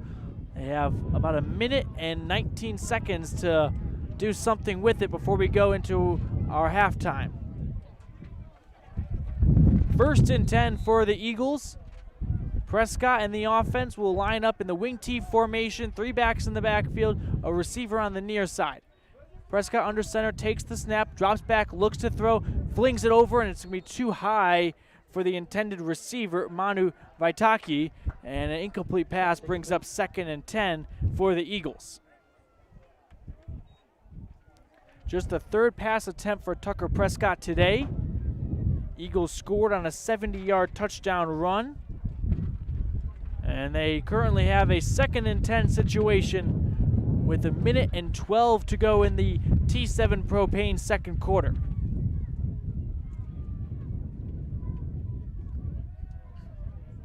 It's 2nd and 10 for the Eagles at their own 47-yard line. Prescott under center takes the snap. He'll hand it off, and it goes up the middle on a trick play to Richards. And Richards gets close to the Rebel 45-yard line, a pickup of 8 on the play. Gain of 8 yards on the play. Gain of 8 for Rod Richards. And a timeout is called by Layton Christian Academy with 56 seconds to go in the T7 Propane second quarter. We'll step aside momentarily. Rebels trail 7-6. Is it time to stop wishing for your dream home in beautiful Bear Lake? If you're ready to make your dream a reality, Bear Lake Realty can help. With residential and land listings, including vacation properties, timeshares, cabins, condos, beachfront, lake view, and more, Bear Lake Realty has what you're looking for. And with more than 30 years of real estate experience in the area, you know you're working with the best. Visit BearLakeRealty.com and come and enjoy the Caribbean of the Rockies with us. Randolph, Utah is a town of extremes. At an elevation of almost 6,300 feet and with temperatures over 90 in the summer and often 40 below in the winter, the folks who call Randolph home have to be a hardy crew. Maybe that's one reason the simple things in life mean so much to Rich County. Residents value hard work, education, respect, a love for God, family, and country, and being a good neighbor. Mayor Lynn Weston and the town board proudly support the Rich Rebels and hope you'll be able to visit soon and come back often. Whether you're kicking up dust in the hills, making waves down on the lake, or taking advantage of the world's greatest powder, don't just hope to have fun. Take that sled by the handlebars and make your time at Bear Lake epic. Epic Recreation rents equipment and cabins for your vacation fun at beautiful Bear Lake. From watercraft large and small to UTVs, sleds, and more, Epic Recreation has it all to go on-road, off-road, or out on the Caribbean blue water. Book your adventure at epicrecreation.net. Here is 3rd and 2 for the Eagles at midfield. They take the snap. It goes up the middle. Tagujugu evades one defender and then gets wrestled down near the line of scrimmage. It was a 3rd and 2 at the Rebel 45-yard line with 45 seconds and counting. Here in the first half, Rebels trail 7-6 on the Station on main scoreboard, which brings up 4th and 2. Clock is stopped right now at 38 seconds. Tagujugu could not gain anything on the 3rd and 2 play. We have a stoppage here. I didn't see a timeout signal. Now the clock resumes. So that brings up 4th and 2 for the Eagles at their the opposing 45-yard line. Under 30 seconds to go, clock's ticking away, and the Eagles will line up in punt formation, and it's a fake punt, goes up the middle, and it's Vaitaki who takes it across the first down marker. It appears a fake punt with 15 seconds remaining on the clock will pick up a first down for the Eagles all the way to the Rebel 41-yard line. A gain of 3 on 4th and 2 on a fake punt from the Eagles. And a timeout is called, I believe, by the Eagles. So an Eagle first down brings us into an interesting situation here. We'll keep it right here with 15 seconds to go. Eagles have a 7-6 lead on their homecoming night, and they're looking at 1st and 10 from the Rebels' 41-yard line. Try to keep that from ripping. It's going to be tough. It's Manu Vaitaki's 3rd carry of the day on the fake punt, which got the Eagles a first down. And the ball sits at the Rebel 41-yard line, and this game will go into our Ellingford Brothers halftime show after this next 15 seconds, so you'll want to stick around from that. We'll have our standout student that's brought to you as always by Western Ag Credit. It's a great one this week, so be sure to tune in for it. As the Rebel defense takes the field, they trail 7-6 on the Station on main scoreboard. 15 seconds remaining in the first half. Eagles have the ball at the Rebels' 41-yard line. Here's Prescott in the offense. Tucker Prescott lines up under center. He's got 3 backs in the backfield, 1 receiver on the near side. 1st and 10 for the Eagles. Prescott under center, takes the snap, swings it out immediately, and it's Rod Richards who takes the screen pass and runs up for about 4, as this clock will continue to bleed all the way to 0, and I think that will do it for our first half of action. So that's the first half. It's in the books, and the Rebels trail by 1, the closest halftime margin they've had all season. They're down 7-6 here in Layton against the Layton Christian Academy Eagles. We'll step aside, and when we come back, it'll be our Ellingford Brothers halftime show. You'll want to stick around for that, so don't go anywhere. Rebels trail 7-6 after the first half. At Ellingford Brothers, we're known for an excellent steel shop and quality cement. We also provide other products all year round. Sand and different sizes of gravel for road base and landscaping in the summer and fall. Traction in the winter and mud control in the spring. Bark for landscaping in the summer and winterization in the fall. And topsoil. Spring, summer, and fall. Prices are always honest. Pickup or delivery. Ellingford Brothers, your year-round source for so many things. Stop in today at 221 County Road in Evanston. If you're a person who enjoys comfort, affordability, and history, make sure you stay at the Best Western Dunmar Inn the next time you're in Evanston, Wyoming.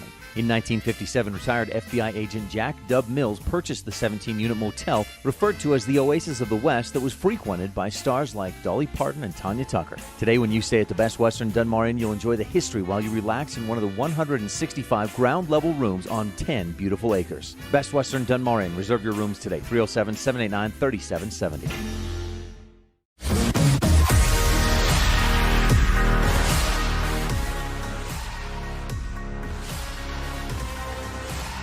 Welcome into our Ellingford Brothers halftime show. Rebels trail 7-6 after the first half. We will get into our halftime show here, and we'll have our first half highlights. That's always brought to you by Rich County Government. So let's get into this halftime show. Rebels trail 7-6. The Rebel touchdown coming on a 13-yard catch and throw from backup Hunter Pace to Connor Greer. That was after the Rebels allowed a 70-yard touchdown run for the first score of the game. And that's how we got to our defensive affair here after one half of play. It's a one-point ball game. The PAT attempt from Hunter Pace after he threw a touchdown was no good. It was a line drive kick and a low one. And I really recommend, if you have the time, to go watch it again on My Local Radio. It's going to be some funny material I think Rebel fans may talk about for a while. The referee, though, will not. It's all Eagles, though, after, well, not quite. It's 7-6, a close one here. The closest margin we've had after one half of Rebel football all season long. And that is our first half highlights. I also have to mention Riley Taylor picking up 2 sacks and the Rebel defense forcing 2 turnovers. Got to give love to that defense. Riker Conk recovering a fumble, and Justin Adams as well. So the Rebel defense doing their end, holding the Eagles to 7 points and forcing 2 turnovers, while the offense has 1 touchdown and Riley Carrillo has an interception. But the Rebels winning the turnover battle 2-1. They've yet to win the turnover battle this season, and that could be the difference maker in this game. We are in our halftime show. It's brought to you by Ellingford Brothers. You want to visit Ellingford? Their best specialized services include construction, steel fabrication, sand and gravel, and more. Go visit them at ellingfordbros.com, and they'll be sure to help you out with whatever project you have going on. It is homecoming here at Layton Christian Academy, so some awards and some festivities going on the field at the moment as kings and queens are being crowned. We went through our Rich County Government first half highlights, and we've got our standout student that's brought to you by Western Ag Credit, and I've got a great message to read to you from Western Ag Credit. I'll get to that after the break, but for now, we're in our halftime show. Rebels trail 7-6 in Layton. When it comes to farming and ranching, it makes good sense to work with a lender who understands finance and agriculture. Western Ag Credit is an independent cooperative owned by the farmers and ranchers who borrow from it. With competitive rates, your loan is tailored to match your business needs. Real estate, livestock, equipment, and operating expenses. When it comes to farming and ranching financing, Western Ag Credit in Evanston is your partner in agriculture.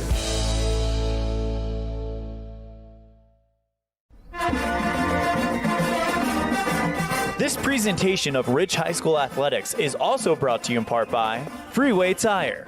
With a friendly and knowledgeable staff, quick and dependable service, and great prices come together. Call Freeway Tire at 307-789-8632. And by Hoover Chiropractic. Dr. Todd Hoover does all of the chiropractic work you need, as well as blood work, dietary supplements, a weight loss program, x-rays, and can help you get rid of migraines and allergies. Call Hoover Chiropractic at 307-789-0043. No matter what you need to have printed, Westar Printing is the place you want to have it done. Calendars, letterhead, envelopes, brochures, books, posters, vinyl banners, business forms, announcements, wedding invitations, and business cards are just a few examples. You can also have your favorite family photos printed on canvas or placed into a personalized family photo calendar. You will want to do business with Westar Printing. Stop in today. Westar Printing, 243 7th Street in Evanston.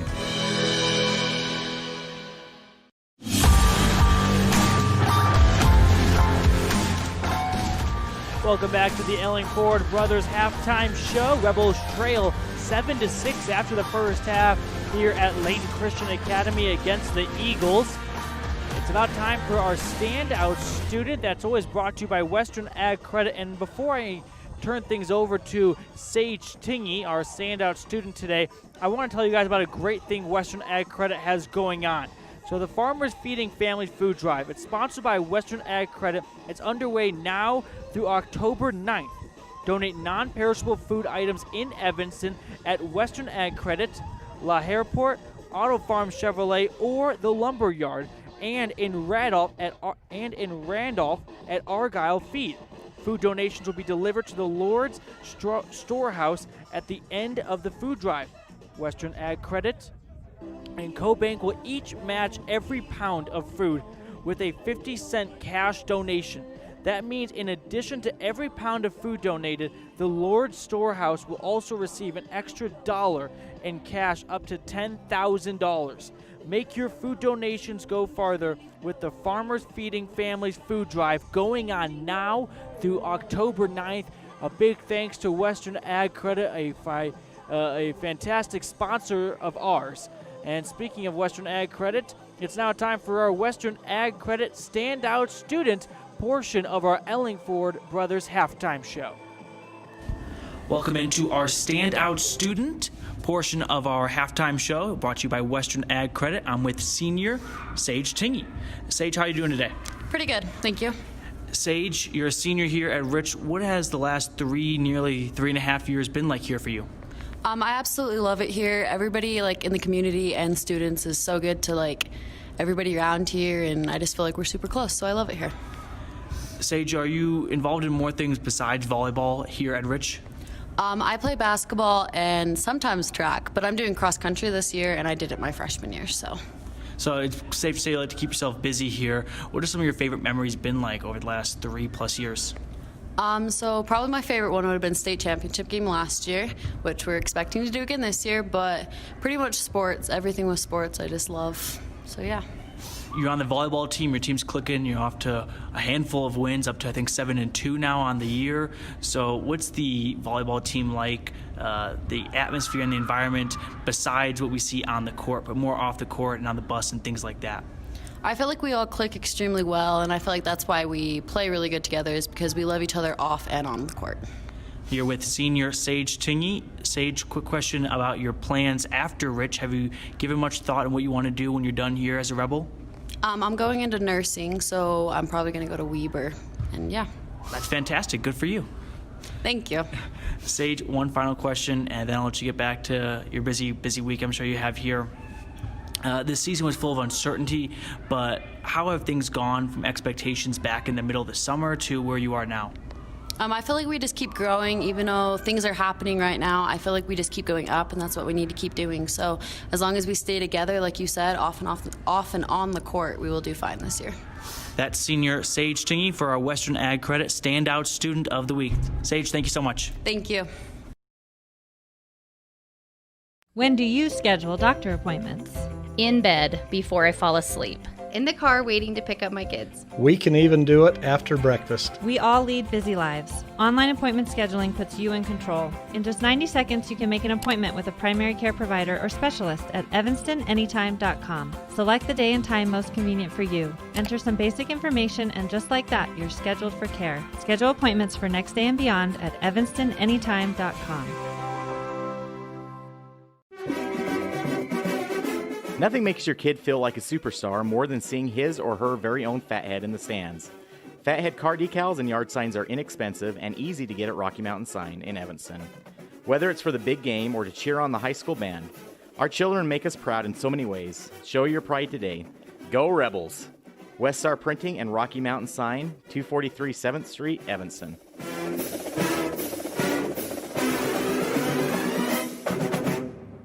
Early Oregon-bound immigrants traveled through the Bear Lake Valley. U.S. Highway 30 basically follows the Oregon Trail. Many wagon trains stopped at Thomas L. Pegleg Smith Trading Post, located near Dingle, Idaho, for supplies. One traveler wrote of camping along Cotton Line Bear River, watching grass as tall as a man wave in the wind. Today, you don't have to ride in a wagon to visit Bear Lake Valley, but the rich history is still here to enjoy. Visit bearlake.org for more information.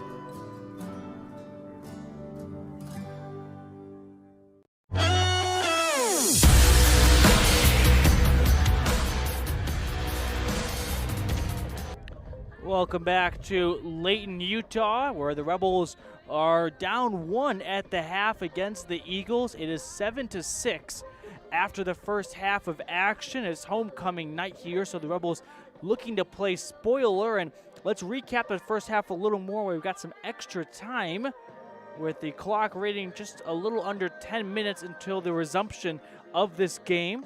So let's recap what's going on. Let's give you some numbers here. Riley Carrillo is 3 for 11 with about 31 yards through the air. He has rushed 16 times for 33 yards, so he's accounted for 65-ish yards so far in the first half. Another strong showing from the junior quarterback. He has taken 2 sacks, though, and one of them being costly towards the end of the second half to end a drive. His backup, Hunter Pace, came in briefly after Carrillo took a hard hit to the head, and Hunter Pace delivered the first touchdown pass for the Rebels all season long. He hooked up with his wideout Connor Greer for 13 yards on the catch and throw in the back left corner of the end zone. A great throw and a great catch between the two, and that's how the Rebels got their 6 points. Hunter Pace missed the following PAT to keep it at 6, though, and to keep the Rebels down 1. Greer has 2 receptions on the afternoon. Hayden Meek also has a grab for 12 yards, along with Riker Conk, who has 11 yards. So the Rebel offense really seems to have put the rough start they had in the beginning of the season well behind them in terms of just picking up yards and first downs. Now it's about converting this yardage into points. And that's what offensive coordinator Cooper Corney and head coach Justin Grohl got to figure out for this side. Defensively, the Rebels have done an outstanding job so far. They led up a 70-yard touchdown run to Rod Richards, but besides that, they've been dialed in between the lines. Riley Taylor's got a pair of sacks. 2 turnovers have been forced by this Rebel defense, and that 7-point on the board is not a bad showing at all for a first half of action here in Layton. We want to appreciate, by the way, Sage Tingy, our standout student. That's brought to you by Western Ag Credit, for giving me some time to catch up with her. And her volleyball team is underway, getting closer to it, I should say, though, tonight against Intermountain Christian Academy. Unfortunately, I can't be at 2 places at once, but that's going to be a tough competition. Rebels had some wins against Mount Vernon and USDB a night ago, and now they've got back-to-back tough opponents in Intermountain Christian Academy, and then they go to Lyman tomorrow to take on the Eagles. And we'll keep talking about some volleyball action because the ladies are off to a hot start. They're up to about 9 wins now by my calculations, 2 losses on the season. And they'll have a rematch against Lyman tomorrow afternoon. You can watch that or listen to it. I'll have the broadcast for a 1 p.m. beginning serve. 12:30 Town of Randolph pregame show. It's a rematch between the Rebels and the Eagles. The last time they met, it was in Star Valley at the Duels. Rebels won 3-1. They won the first 2 sets. Lyman, with the back against the wall, was able to win the 3rd set, but the Rebels won that 4th set. And it's a Lyman team that kept it close all match long against the Rebels. They never let the deficit in the final score be more than 5 points. So hard fought both sides. That'll be an exciting match. That is tomorrow afternoon, 1 p.m. I'll have the broadcast for it. You can watch at mylocalradio.com, or you can listen in your car or wherever you put the radio on at 98.3 FM KADQ for some Rebel volleyball action. But we've got a football half to play now. We got about 5.5 remaining in the halftime here. That's the Ellingford Brothers halftime show. We appreciate Ellingford Brothers for all of their support here in our broadcast. The best in specialized services, including construction, steel fabrication, sand, gravel, and more. You can go visit them at ellingfordbros.com for all of those needs. All right, Rebels trail 7-6 after the first half of action against the Layton Christian Academy Eagles. We'll step aside for another break, and then when we return, we'll get into our kickoff by Bear Lake Physical Therapy, helping Rebels and Bears get back in the game since 1998. So don't go far, Rebel fans. We've had a couple of Garden City turnovers where families play. 3 to be exact. Rebels having 2 takeaways, and it was the Eagles with the interception on Carrillo for one of their turnovers. So that's where we stand right now. 7-6, the Station on Main scoreboard reads in favor of the Eagles. When we come back, we'll have Rebel football coming up for you on Rebel Radio 98.3 FM K80Q and at mylocalradio.com. 2 roads diverged in a wood, and I had just purchased new tires at Plains Tire in Evanston. The trained tire technicians at Plains Tire expertly mounted, balanced, and aligned my new tires, so I was feeling good. While I was there, they changed my oil, checked my brakes, fixed my AC, and made sure my shocks were in tip-top shape. And with their lifetime alignment checks and tire rotations, I was ready to roll. So, thanks to Plains Tire, when 2 roads diverged in a wood, I took the one less traveled. Plains Tire, 157 Bear River Drive, Evanston. Signage is a critical part of your business. It helps customers find your front door. Rocky Mountain Sign will provide you with expertly designed signs, LEDs, channel letters, as well as skillfully cut signage using wood, metal, plastic, and other mediums to help your customers find you with high-quality signage. Using the best technology, designs, and installation by Rocky Mountain Sign. Your signage says a lot about your business. Work with the professionals at Rocky Mountain Sign, 243 7th Street in Evanston, Wyoming.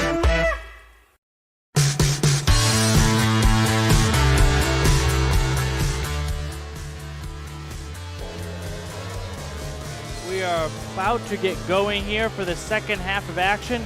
Our third quarter is going to be brought to you, as always, by the town of Randolph. Good luck from the mayor, Lynn Weston, and the board members and the county clerk.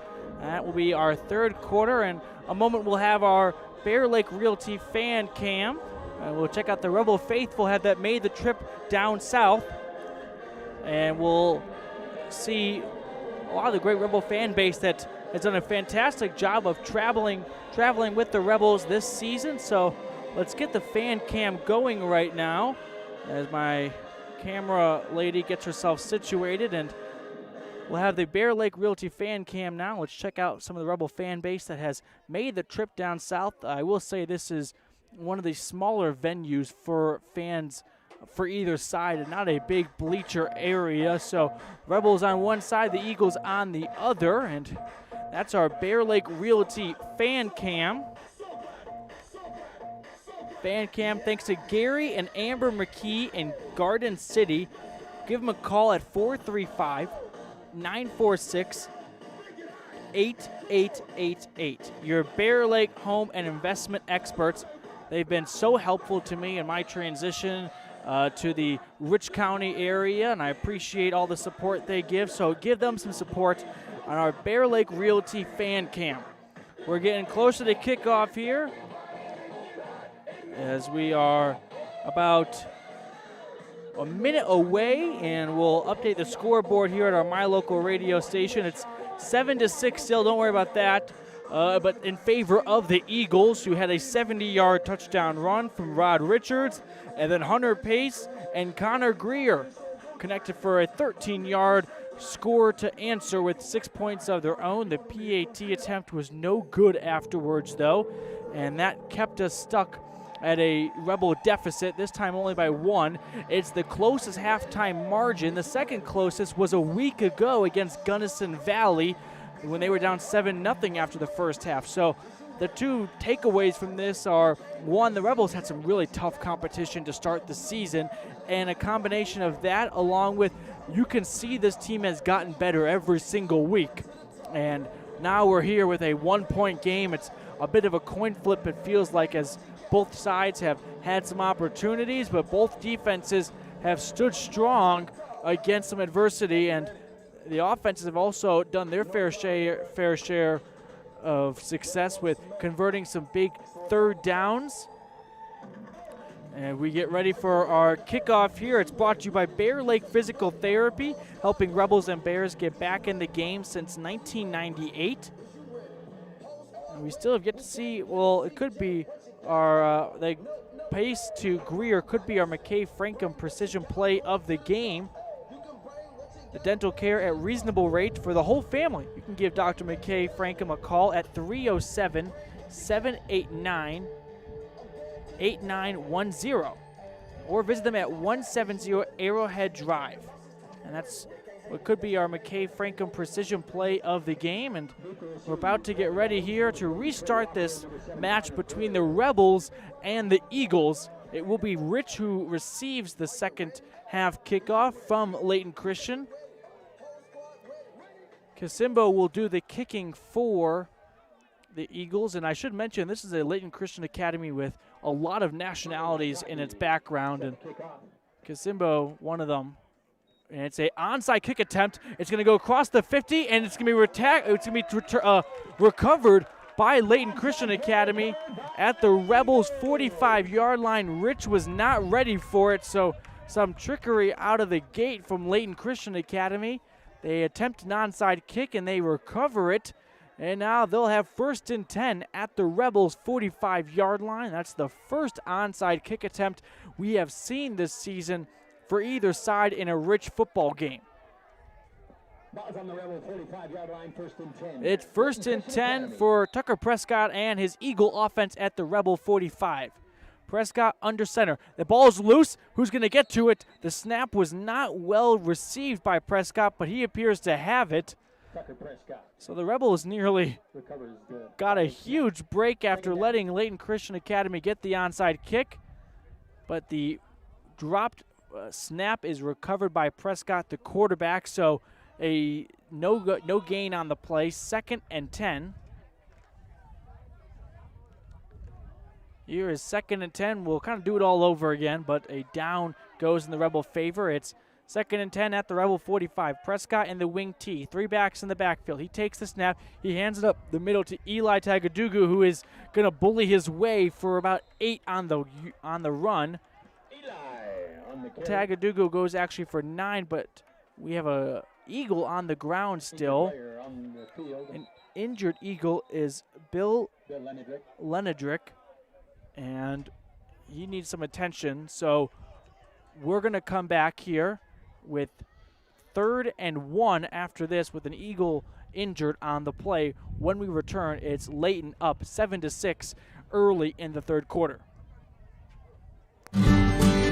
Randolph, Utah is a town of extremes. At an elevation of almost 6,300 feet and with temperatures over 90 in the summer and often 40 below in the winter, the folks who call Randolph home have to be a hardy crew. Maybe that's one reason the simple things in life mean so much to Rich County. Residents value hard work, education, respect, a love for God, family, and country, and being a good neighbor. Mayor Lynn Weston and the town board proudly support the Rich Rebels and hope you'll be able to visit soon and come back often. In today's world, with so many places to shop and so many options to choose from, sometimes you have to boil it down to one simple question: where do I get treated the best? At Cash Honda Yamaha in Logan, we work hard to make sure every customer knows how much we appreciate them. We love what we do, and we believe in the products we sell.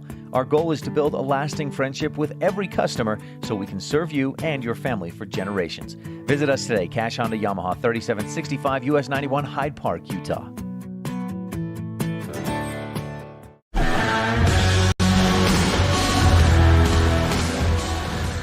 Here is 3rd and 1 for the Eagles. A new center in is Vita Pome, who takes the snap and hands up the middle, and it'll be Tagadugu who goes forward for a 1st down and more. It's a gain of about 8 on the run for Eli Tagadugu, who is now close to leading the rushers, and he leads the rushers and carries. He gains 8 on the play, and now it is 1st and 10 for the Eagles at the Rebels' 28-yard line. Prescott will line up under center. 3 backs in the backfield. He has 1st and 10 at Rich's 28. Takes the snap. He hands it up to Ouagadougou, and it'll be Tagadougou going forward for about 7 on the run. Once again, he gains 6 on the play on 1st and 10, which brings up 2nd and 4. Ball is now spotted at the Rebels' 23-yard line. So 2nd and 4 for the Eagles. They lead 7-6 in our 3rd quarter, which is always brought to you by the town of Randolph. Under 10 minutes to go on the Station on Main scoreboard. Prescott under center, takes the snap, he hands it off, and that is Vaitaki, who is going to go across the first down marker. About a gain of 8 on the play. A penalty marker came down at the end, and a banged-up Rebel. But Riker Conk was on the floor, but pops up, and he looks to be okay. He's such a big part of this Rebel defense. But a penalty marker may take away this 8-yard run from Manu Vaitaki. We await the official ruling. We have 9:34 to go in the 3rd quarter. 7-6 Rebels trail. Holding on the offense. 10-yard penalty from the spot of the foul. Replay, 2nd down. So a 10-yard holding call will take away a 1st down run and make it 2nd and 14. It's a spot foul. They'll just bring it back. Nope, there it is. Now they move it back a little more. So the ball sits at the Rebel 31, 2nd and 13 now for the Eagles, who are looking to add on to their narrow 1-point lead. Rebel defense pushed them back after a holding call.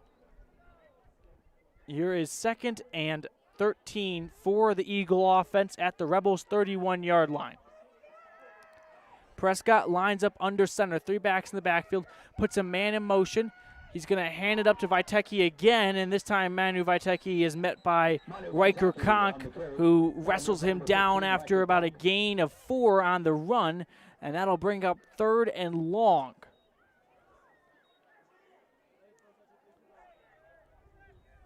So 3rd and 10 for the Eagle offense. They're at the Rebels' 28-yard line with 8.5 remaining in the town of Randolph 3rd quarter.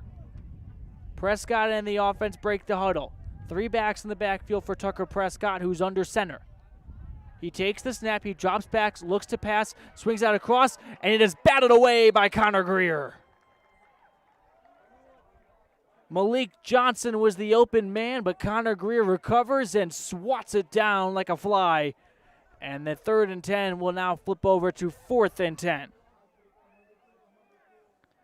The Eagles have not had much success in the air. Tucker Prescott now just 1 for 4 today with 5 yards. He completed his first pass and has not since. And with 4th and 10, it looks like, wow, okay, so the Eagles are going to attempt about right now is a 45-yard kick. And taking the kick will be Kisembo. So 45 yards out. The snap is good. The hold is good. The kick is up, and the kick looks to be short.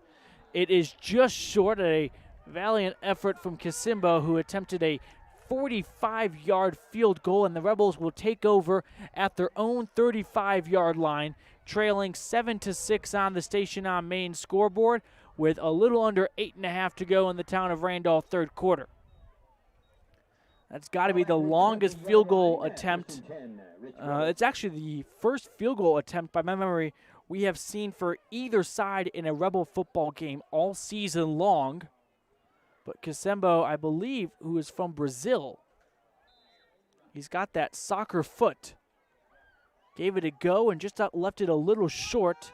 It was accurate, but Needed another 4 or 5 yards. Here is Carrillo in the pistol. He takes the snap. He'll roll out to the far side on the option. He holds on to it, cuts up the middle, and gets taken down between the hash and the numbers for a gain of 5 on the run. So 2nd and 5 for the Rebel offense, who is down 7-6 on the station on main scoreboard with 8 minutes to go in the third quarter. It's Carrillo's 7th rush of the day. He's good for just shy of 40 yards on the ground. 2nd and 5 for the Rebels at their own 35 or 25. Carrillo takes the snap, hands it up the middle. No, he holds on to it himself, and then he'll run across and get towards the sideline where he's pushed out after a gain of 1.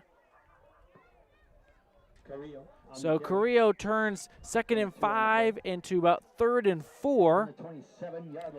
Ball sits at the 27-yard line. 3 yards to go. About 3rd and 3.5, 3rd and 4 to go.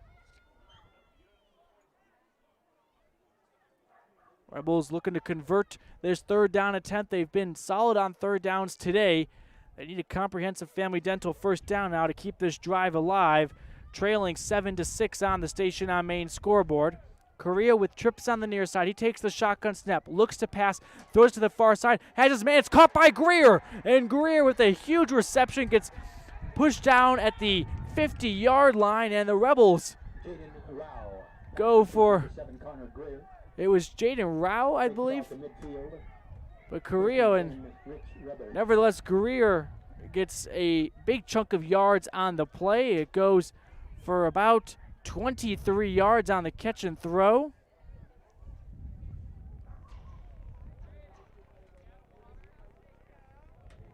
Greer having an excellent day so far.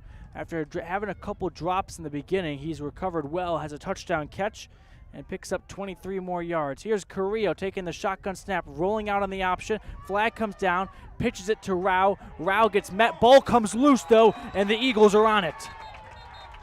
A flag was thrown before the fumble. Rao was hit hard. He let the ball slip out about the Eagles' 45-yard line. Had he not fumbled it, it would have been good for about a 5-yard rush. But Rao got hit hard. Ball hit the floor. 2 Eagles were right there to jump on it. And this may be another Garden City turnover. It's holding on the offense. That penalty is declined. So a turnover by the Rebels wipes away a great start to this drive after Connor Greer had a 23-yard reception.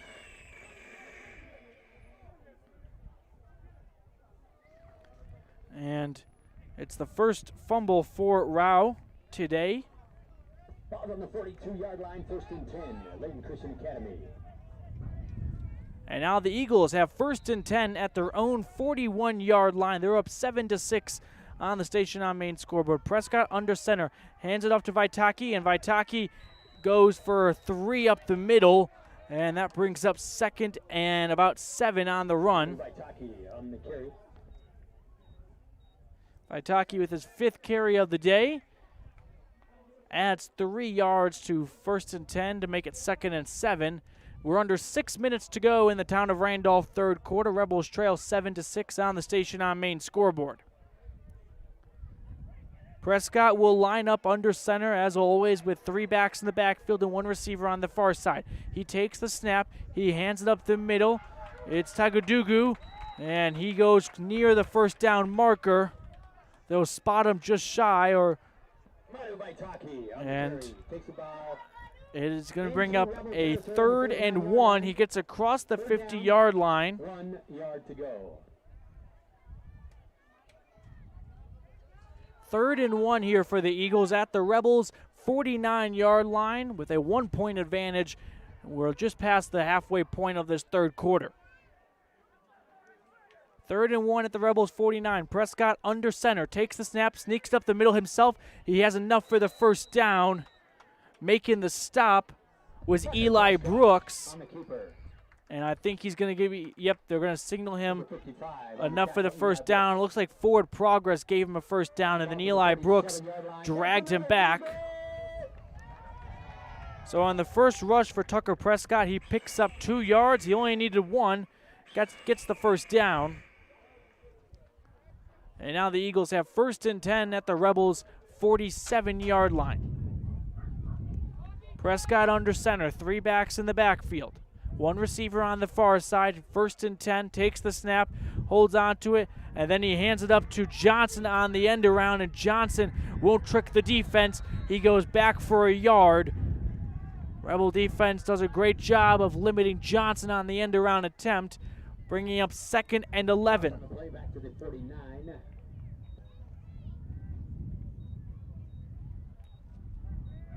Johnson loses a yard on the run. Eagles now have 2nd and 11 to go. Rebels trail 7-6 on the Station on Main scoreboard. We are just over 4 minutes in the Town of Randolph third quarter. Prescott breaks the huddle. He sends 1 receiver on the far side. He's got 3 running backs in the backfield. He lines up under center. Puts a man in motion, but some movement on the offensive line before the snap. Should be a false start. False start indeed. And 2nd and 11 will now turn into 2nd and 16. It's the 8th penalty today for the Eagles. The Rebels usually win that penalty battle, and they're doing so thus far. They only have 4 to their name. Here's 2nd and 16, though. As the Eagles break the huddle, they're all the way back now at their own 46-yard line. They need to get to Rich's 38. I'll do the math for you. It's 16 yards. Prescott under center, 3 backs in the backfield. He takes the snap. He gets passed around once and then hits the floor. Johnson recovers and picks it up, and then he's pushed out of bounds after losing 3 on the play. The Eagles initially handed the ball off to Vitaki, who tried to give it to Johnson, who's going on a reverse. Johnson couldn't get it in its belly. It hits the floor. He picks it up, though, but loses 3 on the play. And now it's 3rd and a country mile. Ball lays at the Eagles' own 43-yard line. They need to get to the Rebels' 38-yard line. It's 3rd and quite long. With just over 3 minutes to go in the third quarter, Rebels trail 7-6 on the Station on Main scoreboard. Prescott under center, 3 backs in the backfield, and some more movement on the offense, it looks like, before the snap. So 3rd just gets 3rd and long, turns into 3rd and longer. That's the 2nd false start for this offense on this series alone. It's their 9th penalty. So 3rd and, I'll try and count it up here, but the Eagles currently have it at their own 38, so 3rd and 20. 3rd and maybe 22. Well, here we go. Let's see what the Eagles can do. They've got 3rd and very long. Prescott lines up under center. He puts a man in motion. He hands it up the middle to Tagudugu, and he goes for a gain of about 7 or 6 on the run.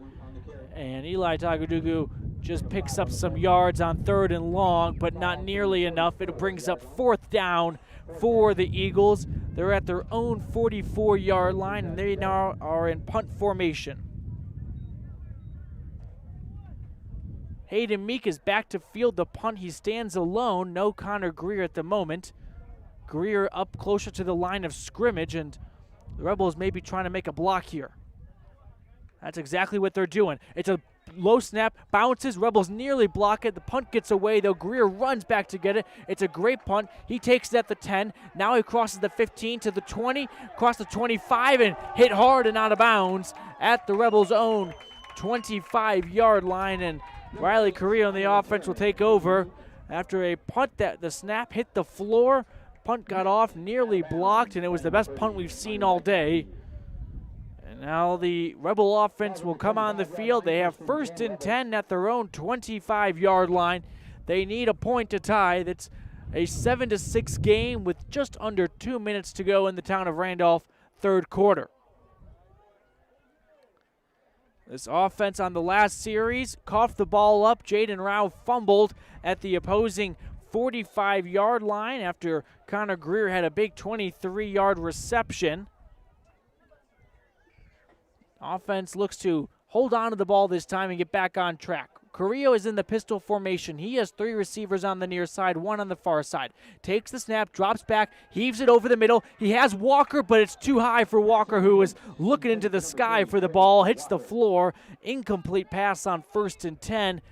Moves it to 2nd and 10 now. It could have been a great opportunity as Walker had no one in front of him. 2nd and 10 for the Rebels at their own 25-yard line with just under 2 minutes to go in the third quarter. Rebels trail 7-6 on the Station on Main scoreboard. Carrillo will line up in the pistol again. 3 receivers on the far side. It's an option play. He runs to the far side. He holds on to it. Now he pitches to Conk. Conk crosses the first down marker and more. Gets over to the 45, up to the midfield. And Riker Conk, with a huge gain on the play, gives the Rebels about an 18-yard run. And now Rich has 1st and 10 after a comprehensive family dental first down. The ball is spotted at the 50-yard line. It is going to be a 25-yard run for the Rebels. Riker Conk, he doesn't get the ball a whole lot, but when he does, it's magical. And he gives the Rebels a huge gain, and they have 1st and 10 at midfield.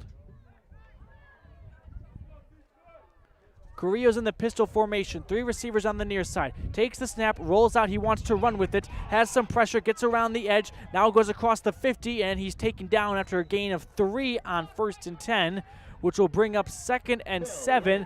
Ball is now in Eagle territory. We have just over a minute remaining in the third quarter.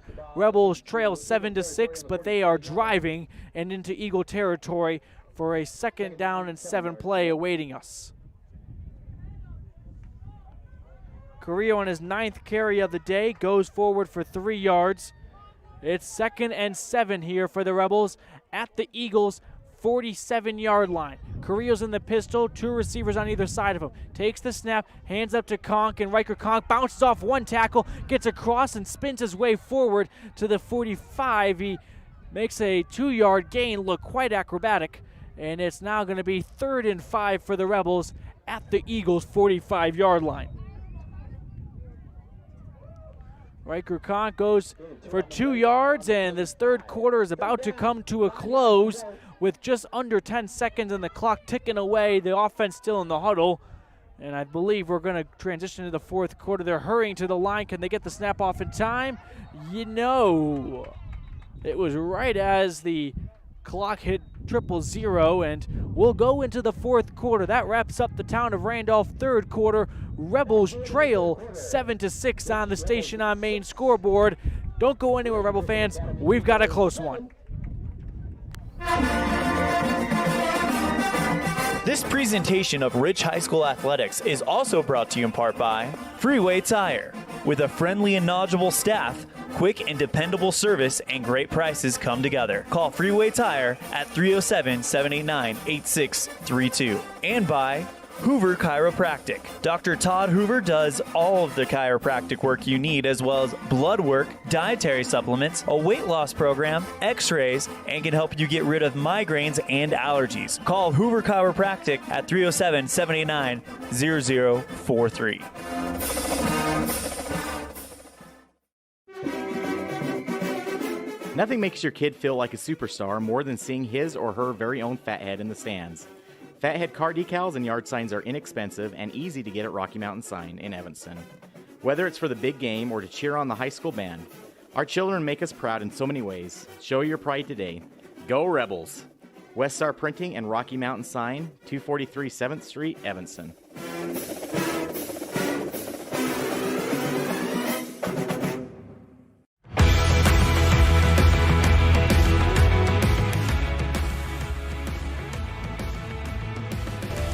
We welcome you into the fourth quarter. It's brought to you by Bear Lake Realty. Thanks to Gary and Amber McKee in Garden City. Visit bearlakerealty.com, and the Rebels are looking at 3rd and 5. They're at the Eagles' 45-yard line. and they trail 7-6 on the Station on Main scoreboard. Carrillo and the offense are all set and ready to go with a 3rd and 5 play now awaiting us at the Eagles 45. Carrillo's in the pistol, 3 receivers on the far side, 1 on the near side. Carrillo takes the snap, bobbles it for a moment, then hands it off to Meek, who is met by 3 defenders and takes him down for a loss on the play. That will bring up 4th and about 8 on 4th and 8 for the Rebels right at midfield. Aiden Meek loses 4 on the play. And the ball now sits at the Eagles' 49-yard line, and the Rebels have an interesting decision to make here. Will they punt it or will they go for it on 4th and 9 from midfield, trailing by 1? It's 7-6 in a close game here early on in the 4th quarter. The Rebels will go for it. 4th and 9. Carrillo in the pistol. Takes the snap. Drops back. Looks to pass. Loads up. Has his man deep. Looking for Walker. It's intercepted. Intercepted by Johnson, who falls at the 15. Carrillo looking for Trey Walker. The two not on the same page on the route. Walker began to run in between the hash marks. The ball was thrown at the numbers outside of it. And Malik Johnson awaiting the pass. Brings it in for an interception. It's the 2nd pick for Carrillo today. And that's our 3rd Rebel Garden City turnover. The Rebels were leading the turnover battle 2-1 at the half, but a fumble and an interception have given the Eagles 2 here in the second half. With 11:06 to go in the 4th quarter, the Eagles have 1st and 10 from their own 15-yard line. Prescott under center in a crowded backfield. He's going to hold on to it, then hands it off, and being thrown down violently to the floor was Manu Vaitaki, and the Rebel defense is celebrating that loss on the play. It'll be about a loss of 5 on the run, a huge loss for Manu Vaitaki. And that brings up 2nd and 15. This Rebel defense continuing to keep their offense in the game, making stop after stop. Let's see if they have another one in them.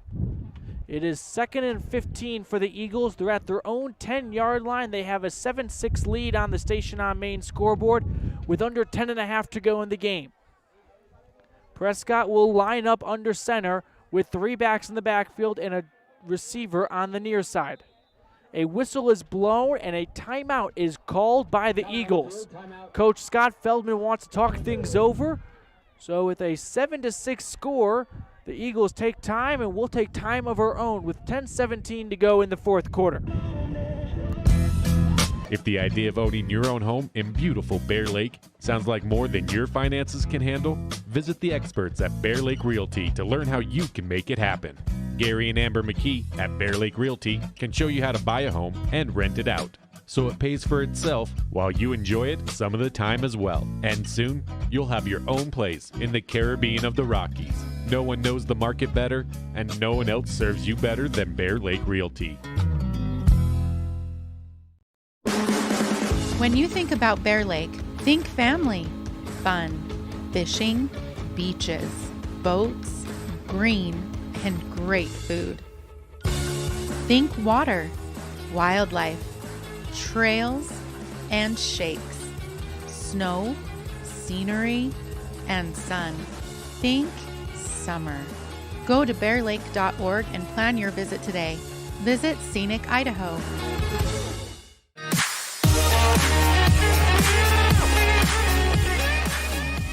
Here is 2nd and 15 for the Eagles at their own 10-yard line. Prescott takes the snap, looks to pass, loads up to the near side, looks for Walker, and it's batted out by Connor Greer. What an excellent play on the ball by Connor Greer, who has a lot of success offensively and makes a great play on defense there.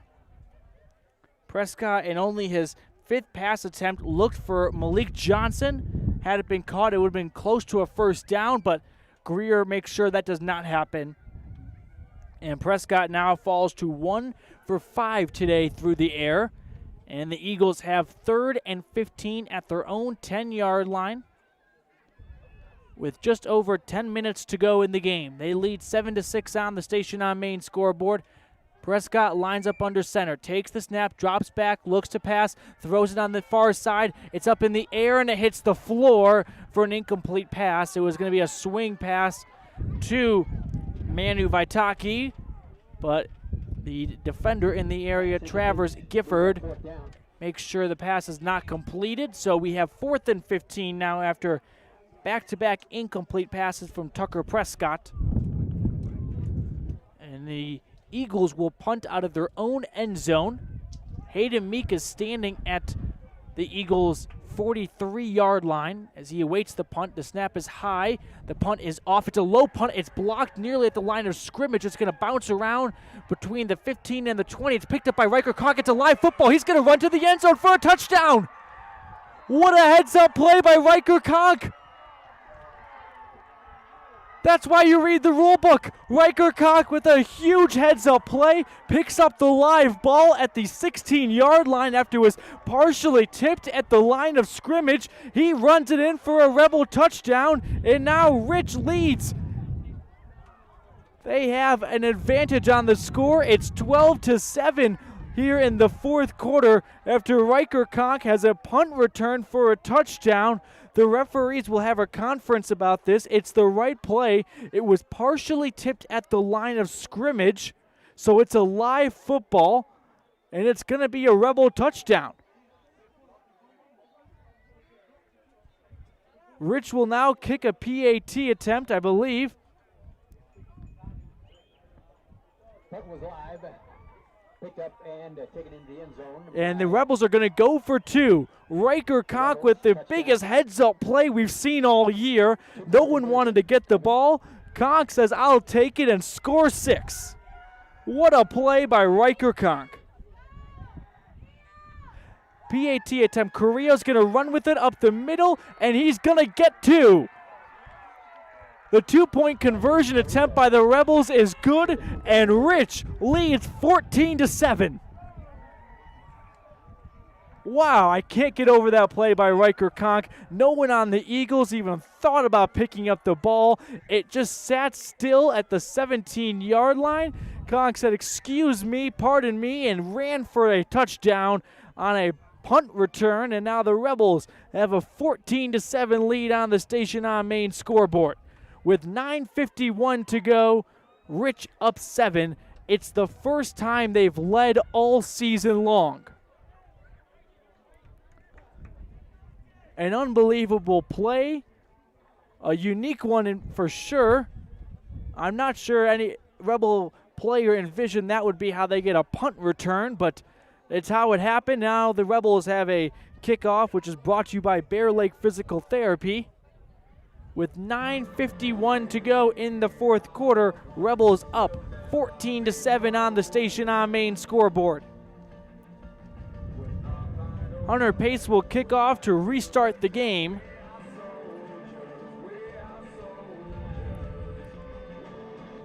And for the first time, the Rebels are now in front of their opponent all season long.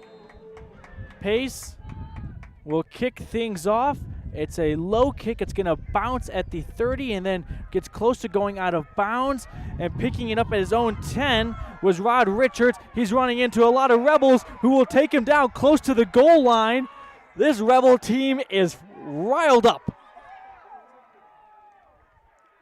A couple of mistakes made there by Rod Richards. He picks it up within his own 10-yard line. Now, of course, he had to, as that would be a live football, and the Rebels could jump on it and take over it.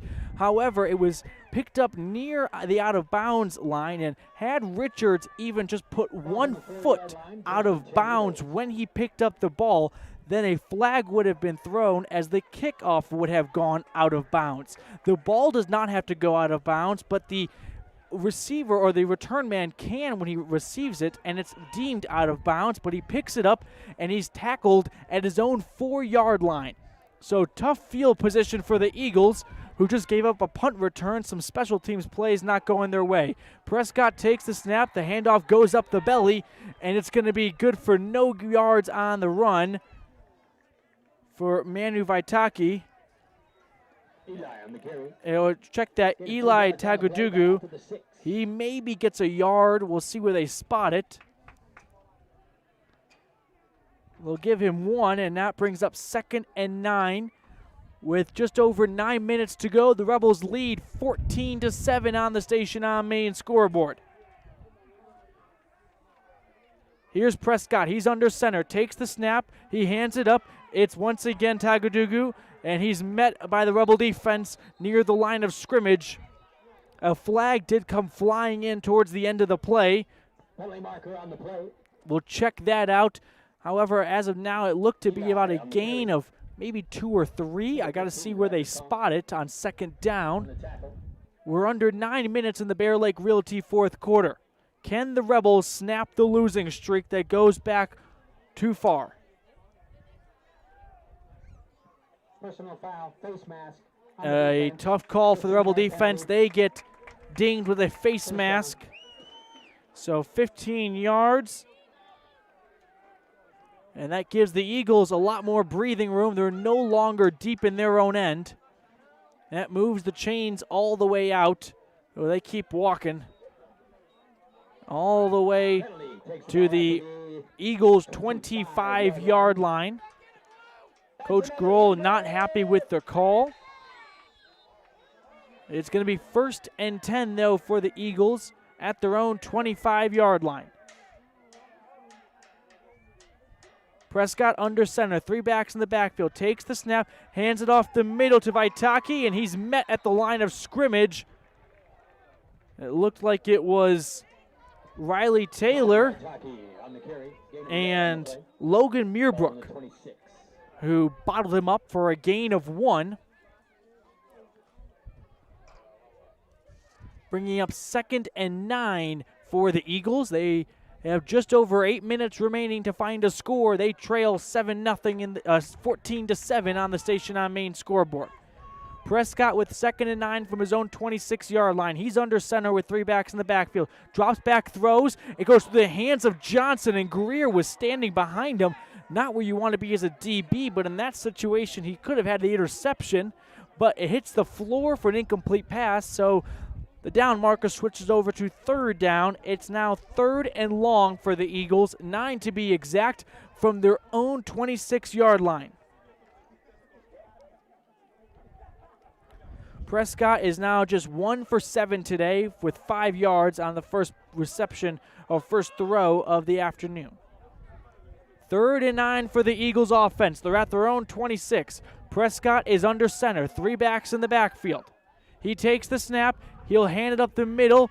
It's going to be Eli Tagadugu, and he will gain maybe 4 or 5, not nearly enough for a first down, though. Rebel fans can have a sigh of relief. It'll bring up about 4th and medium. 4th down, 4 yards to go. So about a gain of 4, and that brings up 4th and 4 for the Eagles. They look to be in punt formation as that ball sits at their own 31-yard line. We got 7.5 minutes to go in the game. Rebels lead 14-7, and the Eagles are going to punt the ball away. Rich has an opportunity to put this game away.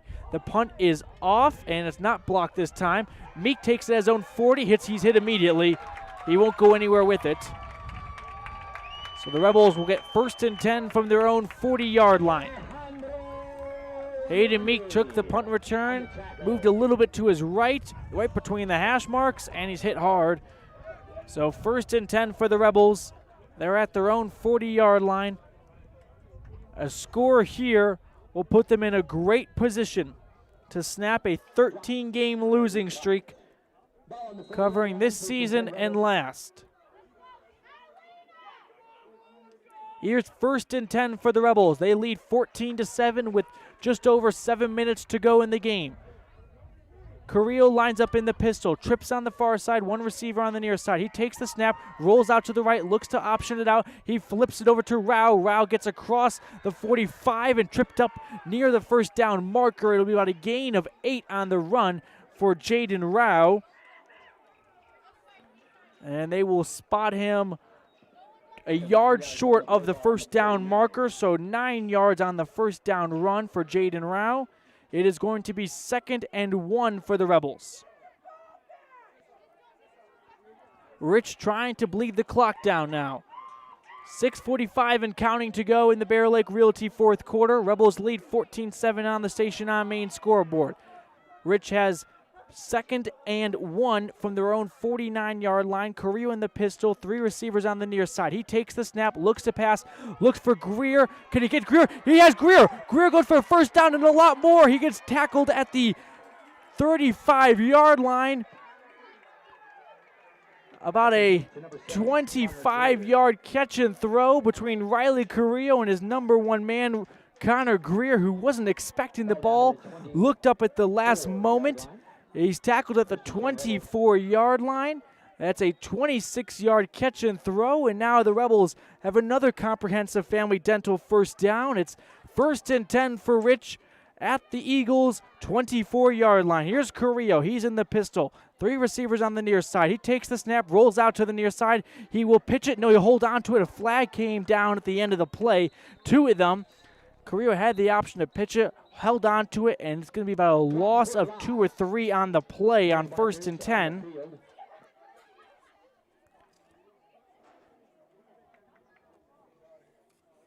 Greer with his 4th reception of the day. He's close to 60 yards through the air and has a touchdown catch too. We'll wait the ruling though as 2 flags came down. Personal foul on the offense. Penalties declined. Personal foul on the offense. So both penalties are going to go against the offense. A personal foul, 10 yards on Rich. So it'll be 1st and 20 for the Rebels at the Eagles' 34-yard line.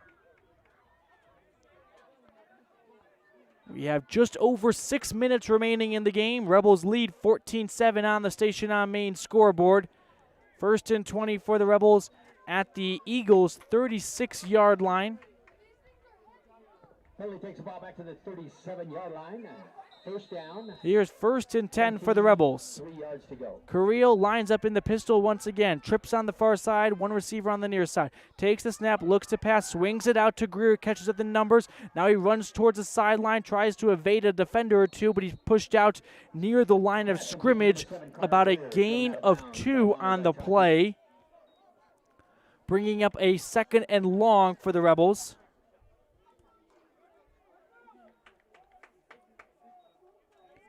Greer hauling in his 5th reception of the evening. Rebels doing all they can to take time off the clock. They are up 14-7 with just under 6 minutes to go in the game. Carrillo is in the pistol. He's got 2 receivers on either side of him. He takes the 2nd down snap. He holds on to it, runs to the near side, looking, now throws, and it is nearly batted and nearly caught all at once, but it hits the ground for an incomplete pass. The intended receiver was Jaden Grau, and now it goes from 2nd and about 19 to 3rd and 19. Rebels were moving the ball down the field, but a personal foul really derailed the offense. And they have 3rd and very long. The ball currently sits at the Eagles' 35-yard line. Carrillo and the offense are about to break the huddle and have a big 3rd down play here as they are a bit of no man's land, so expect them to try and make it 4th and manageable and not try to get all 20 yards at once. Here is the 3rd and long. Carrillo takes the snap, has pressure, rolls to the far side, makes 1 man miss, throws it over the middle, and it's caught by Greer. No, the ball is jarred loose at the end. It was thrown between the numbers and the sideline, and Greer had it for a moment, but the defender pokes the ball out of his hands, and that brings up 4th and 20. Had Greer completed the catch, it would have been about a 16, 17-yard reception, so still short of the first down marker, but it would have been a lot more manageable 4th down for the Rebels, who now I suspect will punt the ball and pin the Eagles deep, and that's exactly what they're lining up to do. It's going to be a 4th down punt, 4th and 20. Carrillo punts it from the 45-yard line, and a flag came down, and the whistle is blown. I think they're signaling a false start on the Rebels, which honestly is not the worst thing here in this tight. False start indeed on the offense. So as weird as it is to say, it's not the worst place in the world to pick up a penalty, as that gives the punter more room to try and pin the return man between the 10-yard line and the goal line and not have a touchback. So the ball now sits at the Eagles' 40-yard line. Carrillo, the punter, will stand at midfield. With 5.5 to go in the Bear Lake Realty fourth quarter, Carrillo takes the snap. It goes off the up man's leg. He barely gets the punt off. It's caught. And it's going to be returned from the 30-yard line, going across the 35. And a bad punt for the Rebels is going to give the Eagles decent field position, as they're going to spot him between the 30 and the 35. With under 5.5 to go in the game, Rebels still up 14-7 on the Station on Main scoreboard. Riker Conk, with the most bizarre punt return you'll ever see, gave the Rebels a lead. 1st and 10 now for the Eagles. It's at their own 32-yard line. Prescott will line up under center, 3 backs in the backfield. Takes the snap. He hands it up the middle, and making a couple men miss was Manu Vaitaki, who gains 6 on the run. Bringing up 2nd and 4 for the Eagles at their own 39-yard line now. Under 5 minutes to go in the game. Rebels up 14-7. Eagles have the ball, though. They're at their own 39-yard line. Prescott will line up under center. He's going to reshuffle his offensive line quickly. Lines up under center, 3 backs in the backfield. Prescott takes the snap, hands it up the middle to Vaitaki, and Vaitaki is going to muscle his way close to that 1st down marker. Let's see if they're going to give it to him. They will indeed signal a 1st down for the Eagles, so a gain of 4 for Manu Vaitaki. Gives the Eagles a 1st and 10, a fresh set of downs. Still on their half of the field, the ball is at the 42-yard line of Layton Christian Academy. Rebel defense has stood strong today, and they need to stop more than ever now with under 4.5 to go in the game. Here is Prescott with 1st and 10 from his own 42. Takes the snap, hands it off. It goes up the middle. It's Eli Tagadugu sprinting his way across the 45 and close to the 50. A gain of 7 on the play. Layton Christian having some success on the run game right now. They spot him for a 7-yard gain. And here's 2nd and 3 from midfield for the Eagles. Prescott under center takes the snap, but a timeout is called beforehand by head coach Justin Grohl for the Rebels. We'll take a timeout of our own. Rich leads 14-7 on the Station on Main scoreboard with 3:48 to go in the game. This presentation of Rich High School Athletics is also brought to you in part by Freeway Tire. With a friendly and knowledgeable staff, quick and dependable service, and great prices come together. Call Freeway Tire at 307-789-8632. And by Hoover Chiropractic. Dr. Todd Hoover does all of the chiropractic work you need, as well as blood work, dietary supplements, a weight loss program, x-rays, and can help you get rid of migraines and allergies. Call Hoover Chiropractic at 307-789-0043.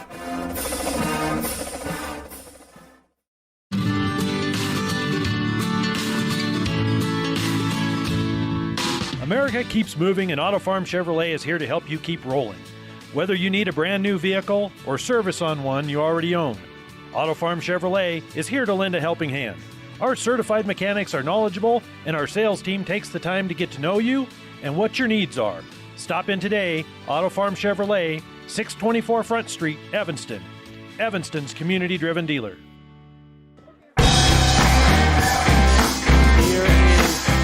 Second down and 4. The handoff from Prescott goes to Tagadugu, who slips near the 1st down marker. He gets across midfield into Rebel territory. They'll spot him shy of the first down marker. So it's going to be, no, they are going to give him the first down. So an Eagle first down. They are at the Rebels' 48-yard line. You'll want to keep it right here as we have a close one here. Prescott under center, takes the snap. It'll go to Tagadugu, who this time is not going to have much success. He gains about a yard or two on the play.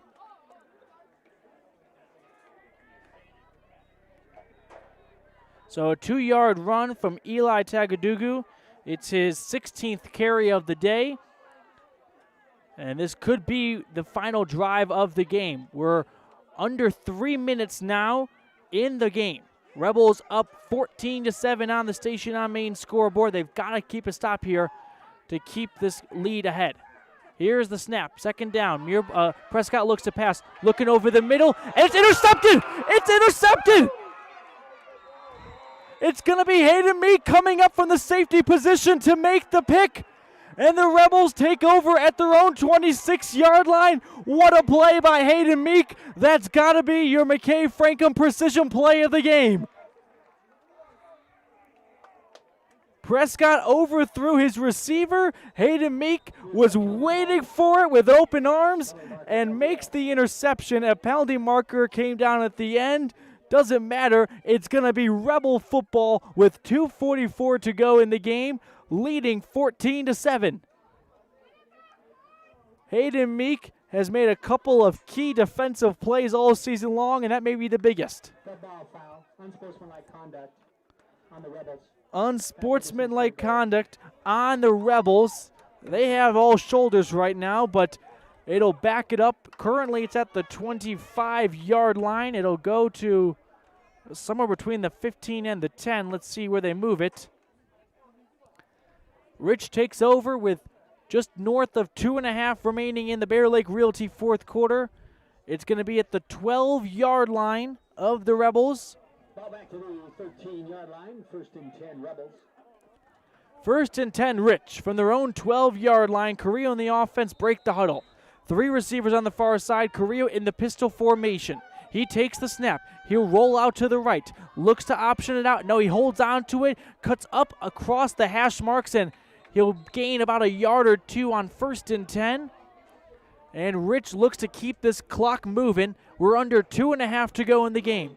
An injured Eagle is on the floor right now.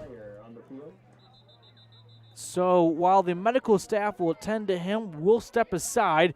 With 2:22 remaining in the Bear Lake Realty fourth quarter, Rebels lead 14-7 over the Eagles.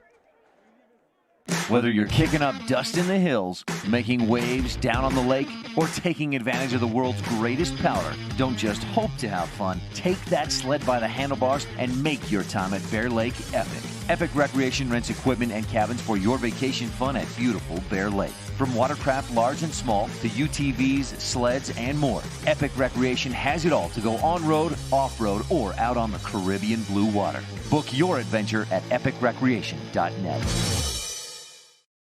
We know that when you think of Plains Tire in Evanston, you always think The Tire Professionals. Quality customer service. They're friendly with great prices. I really like Plains Tire in Evanston. But did you also know that the team at Plains Tire offers oil changes, windshield wiper checks, and free alignment checks? That's right, free alignment checks. We don't want you to quit thinking all those great things when you hear Plains Tire. We just want you to add to the list.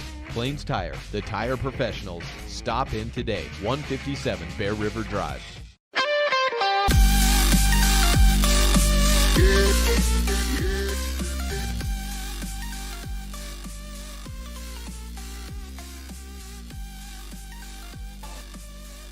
The injured Eagle is on his feet and under his own power, making his way towards his sideline. Happy to see that as always.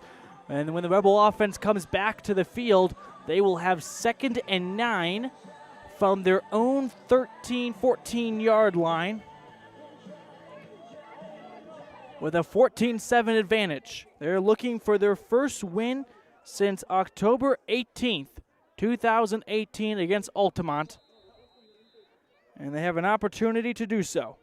It'll be their first road win since 2016. Here's Carrillo in the offense. Clock ticking away. He's under center. Takes the snap in the I formation. Runs to the near side. Now he cuts up field. Gets closer to where the original center was standing. And a helmet popped off at the end of the play. I believe that's Carrillo who lost his helmet, but he only was able to get back to the line of scrimmage, so no gain on the play. And with 2:07, a flag did come down. Let's see what this flag is. If it's against the defense and gives Rich a first down, that could be the game. It's targeting on the Eagles. It'll give Rich a fresh set of downs with 2:07 to go, and they now have the opportunity to run this clock out. It won't take a lot, and the Rebels are looking at their first victory in a long time. 13 straight losses are about to be put in the rearview mirror. Rich has 1st and 10 from their own 30-yard line here in Layton Christian Academy against the Eagles. Carrillo in the I formation, 2 backs in the backfield, 2 receivers on the far side, 1 on the near side. Under 2 minutes to go, the clock continuing to tick away. Carrillo, with plenty of patience, takes the snap, hands it up the middle. Meek with 2 hands on that baby is going to be wrestled down after a gain of 2.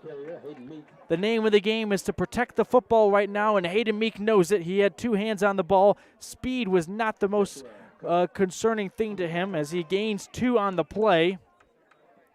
Hayden Meek with the huge interception to set up the Rebel offense here, and with under 1:20 to go, they have an opportunity to win this game and be in the winner's circle. Here is 2nd and 8 for the Rebels at their own 32-yard line. Approaching 1 minute remaining in the game.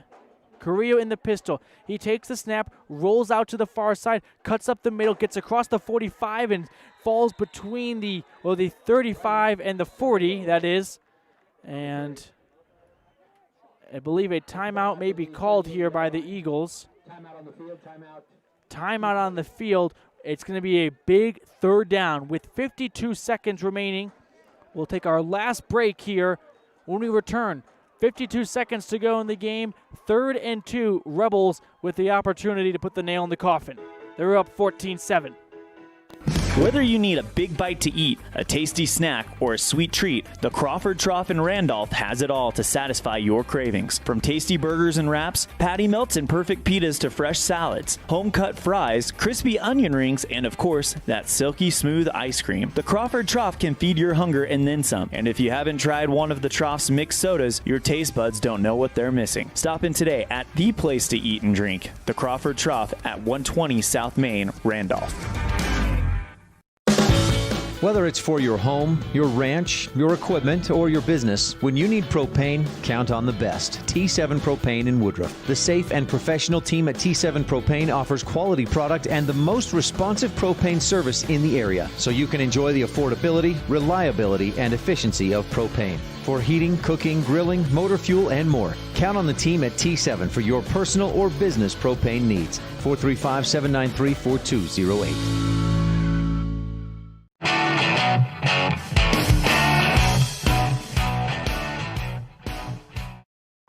Here is 3rd and 2.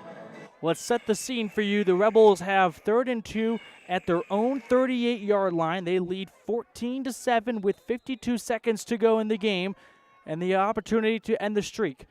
Carrillo takes a QB sneak, goes up the middle. He's going to be tackled just shy of the first down marker. It'll bring up about 4th and 1. A timeout is called by the Eagles with 44 seconds. So they have an opportunity to get the ball back. It's about 4th and less than a Jimmy John sandwich. It's close, but it is the right call, and a timeout is called by the Eagles. We'll keep it right here, though.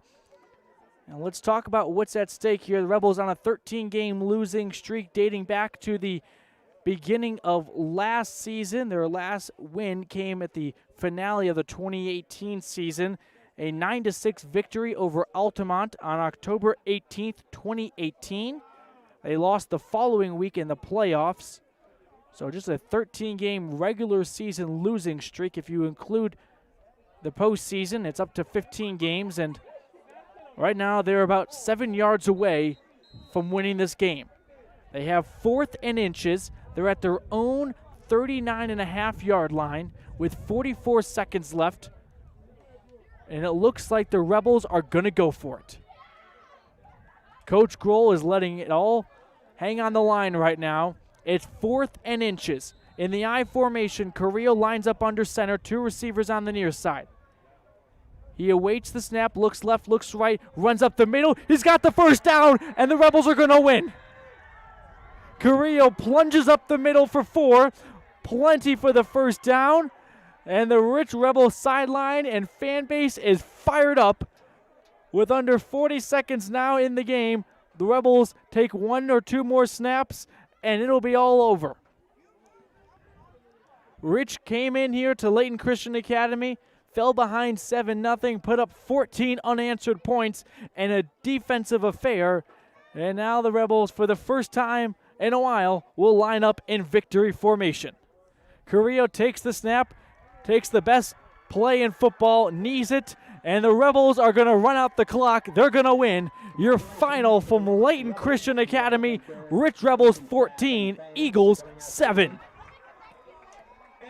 The Rebels are pumped up, and it all came from a handful of players, but the winning score by Riker Conk on a heads-up punt return play after it was partially deflected at the line of scrimmage. Conk scoops it up, runs it in for 6. The Rebels tack on a 2-point conversion, and they go on to win 14-7. It's their first win since October 18th against Altamont, snapping a 13-game regular season losing streak. And the Rebels improve to 1-4 on the season. Smiles across the blue jerseys today, as the offense and defense got it done to best the Eagles. I look forward to Coach Grohl hopefully making his way over here to talk to him on our Stacy's Repair post-game diagnostics report. But we'll step aside here as we get into our Epic Recreation post-game show. But the final from Layton, Utah, Rebels 14, Eagles 7.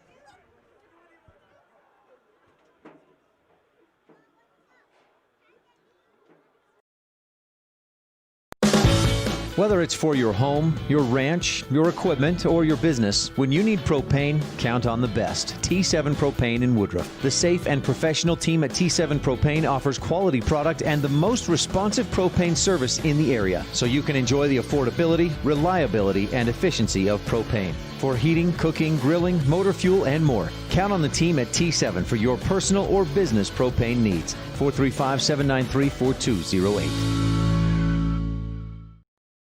This presentation of Rich High School Athletics on MyLocalRadio.com is brought to you by these Rebel Sports Boosters, the Wilson Ranch in Randolph. Good luck, Rebels, from Dale, Kim, Kyler, and Casey. Remember, the harder you work, the more good luck you'll have.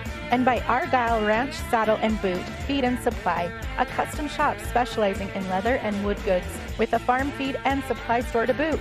Proudly supporting the Rich Rebels, the Argyle Ranch Saddle and Boot, Feed and Supply Store.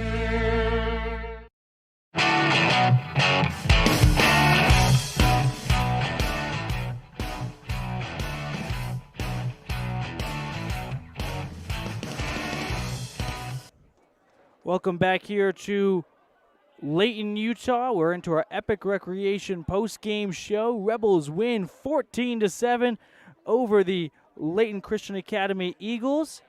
It's their first win in the last 13 attempts. And we'll hopefully have head coach Justin Grohl join me here. But let's now get into our Jimmy John's Freaky Fast recap.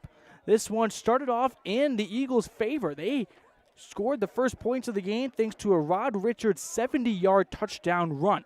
Now, the Eagles' defense would not break after that. They would bend at times, but definitely hold their will. They created multiple turnovers, and the most important one coming at the end of the game thanks to a Hayden Meek interception to turn the ball over and give it to the offense, who would run out the clock, and the Rebels would put some smiles on their faces as they went on to win 14-7. But we'll continue here in our Jimmy John's Freaky Fast recap as we got sidetracked momentarily. So then with 7-0 at the end of the first quarter in favor of the Eagles.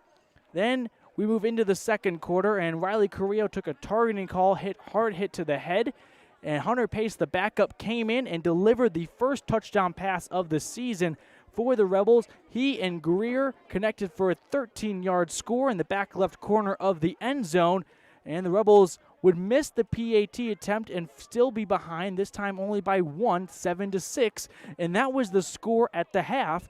So we move into the fourth quarter after a scoreless third quarter, and the Rebels, wow, what a special teams play after a punt deep in the Eagles' territory was partially blocked at the line of scrimmage. It was able to get across the line of scrimmage and sat about 8 yards in front of the original line of scrimmage, and no one wanted to touch the football for a moment. The Eagles thought it was a dead ball. Riker Conk said, "Excuse me and pardon me," while he scooped and scored, ran it in for 6, giving the Rebels their first lead of the season. A 2-point conversion attempt was successful, and then the Eagles would go on to win 14-7. As I flag down Coach Justin Grohl, we'll have him on in their Stations Repair Diagnostics report. And so we'll step aside really quickly, and when we come back, it's head coach Justin Grohl.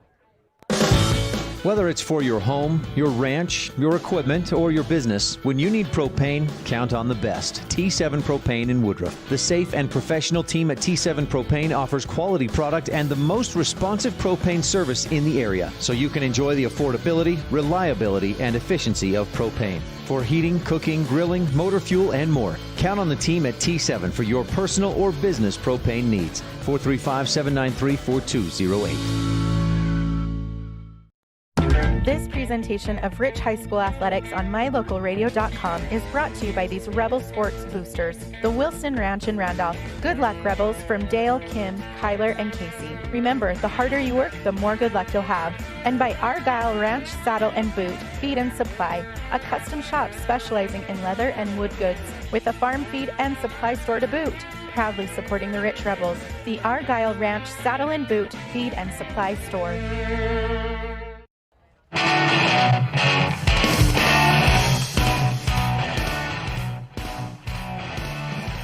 We're now in our Stations Repair Diagnostics report. I'm joined by head coach Justin Grohl.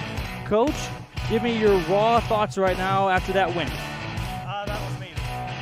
Just not only for the community, but the kids. The kids really needed something.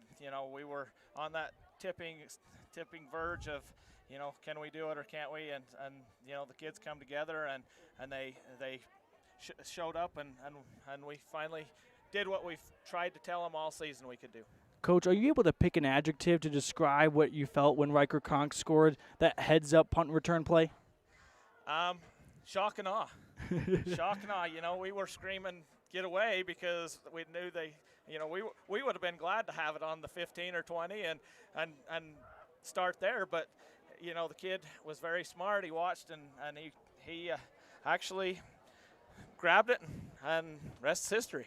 Wow, I mean, a very exciting play here. What was the emotions on the sideline as that clock began to tick down? Finally, that's the kids started to believe in themselves. Last question, Coach, and then I'll let you get back to enjoying this victory with the team. Going forward, how much of a monkey off this back is this going to allow your team to really excel, you think? I think quite a bit. They've known they could do it. They just haven't put 4 quarters together. And we still didn't. We need to clean some things up, but at least they know they can win. Before we started telling them, this week, hey, you got to start with a winning attitude, and they're starting to buy in and believe that they can do things if they have that winning attitude. Coach, congratulations on the win. Thank you. That's head coach Justin Grohl. His side won 14-7 over the Layton Christian Academy Eagles. We'll take one last break, and then when we return into our post-game show brought to you by Epic Recreation, we'll get into our roundup calendar. So keep it right here at Rebel Radio 98.3 FM KADQ and MyLocalRadio.com. Rebels win 14-7, snapping a 13-game losing streak in Layton Christian Academy. Whether you're looking for gravel, sand, topsoil, rock, or other materials for your excavation or landscaping project, trust the experienced, knowledgeable team at J-Bar Excavation, specializing in sale and delivery of the materials you need to finish your project. J-Bar Excavation in Randolph, Utah has the team, the tools, and the plan to help you create exactly what you're looking for. J-Bar does quality work that fits your schedule and your budget. Call J-Bar Excavation today, 435-793-5855. Whatever takes you to Evanston, whether it's high school sports, a teaching conference, music festivals, speech and debate, or your job, always book your hotel reservations at the Best Western Dunmar Inn. With 165 ground-level rooms on 10 acres, the Best Western offers everything you need, including newly renovated rooms, a business office, workout room, outdoor pool, and full-service restaurant, plus complimentary breakfast with every stay. Whenever you're in Evanston, make your hotel reservations with your friends at the Best Western Dunmar Inn.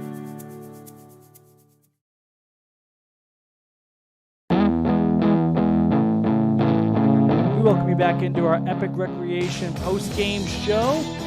Can't stop saying it. Rebels win 14-7 to final at Layton Christian Academy. They get that big losing monkey off their back. So let's wrap up the broadcast with our Western Act. We have a roundup calendar, and we have a lot of stuff going on here. So tomorrow, the volleyball team is in action. They're going to be at Lyman with a 1 p.m. serve. Then next Thursday, the volleyball team is back in action. They'll play against the Utah School of Deaf and Blind, 4:30 start. And a week from today, next Friday, September 25th, the Rich High School football team is back at it, looking to make it 2 in a row now. They travel to North Summit for a 7 p.m. start under the lights. And the volleyball team will play at home against Mount Vernon for a 6 p.m. start.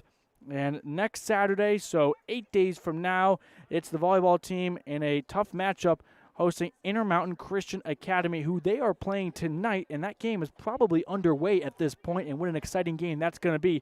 I look forward to hearing the result from that one. Well, folks, for my producer Val Cook, Alyssa McDaniels, for my camera person Shay Spinda, I'm Matthew Peterson, signing off from Layton Christian Academy. Rebels win 14-7.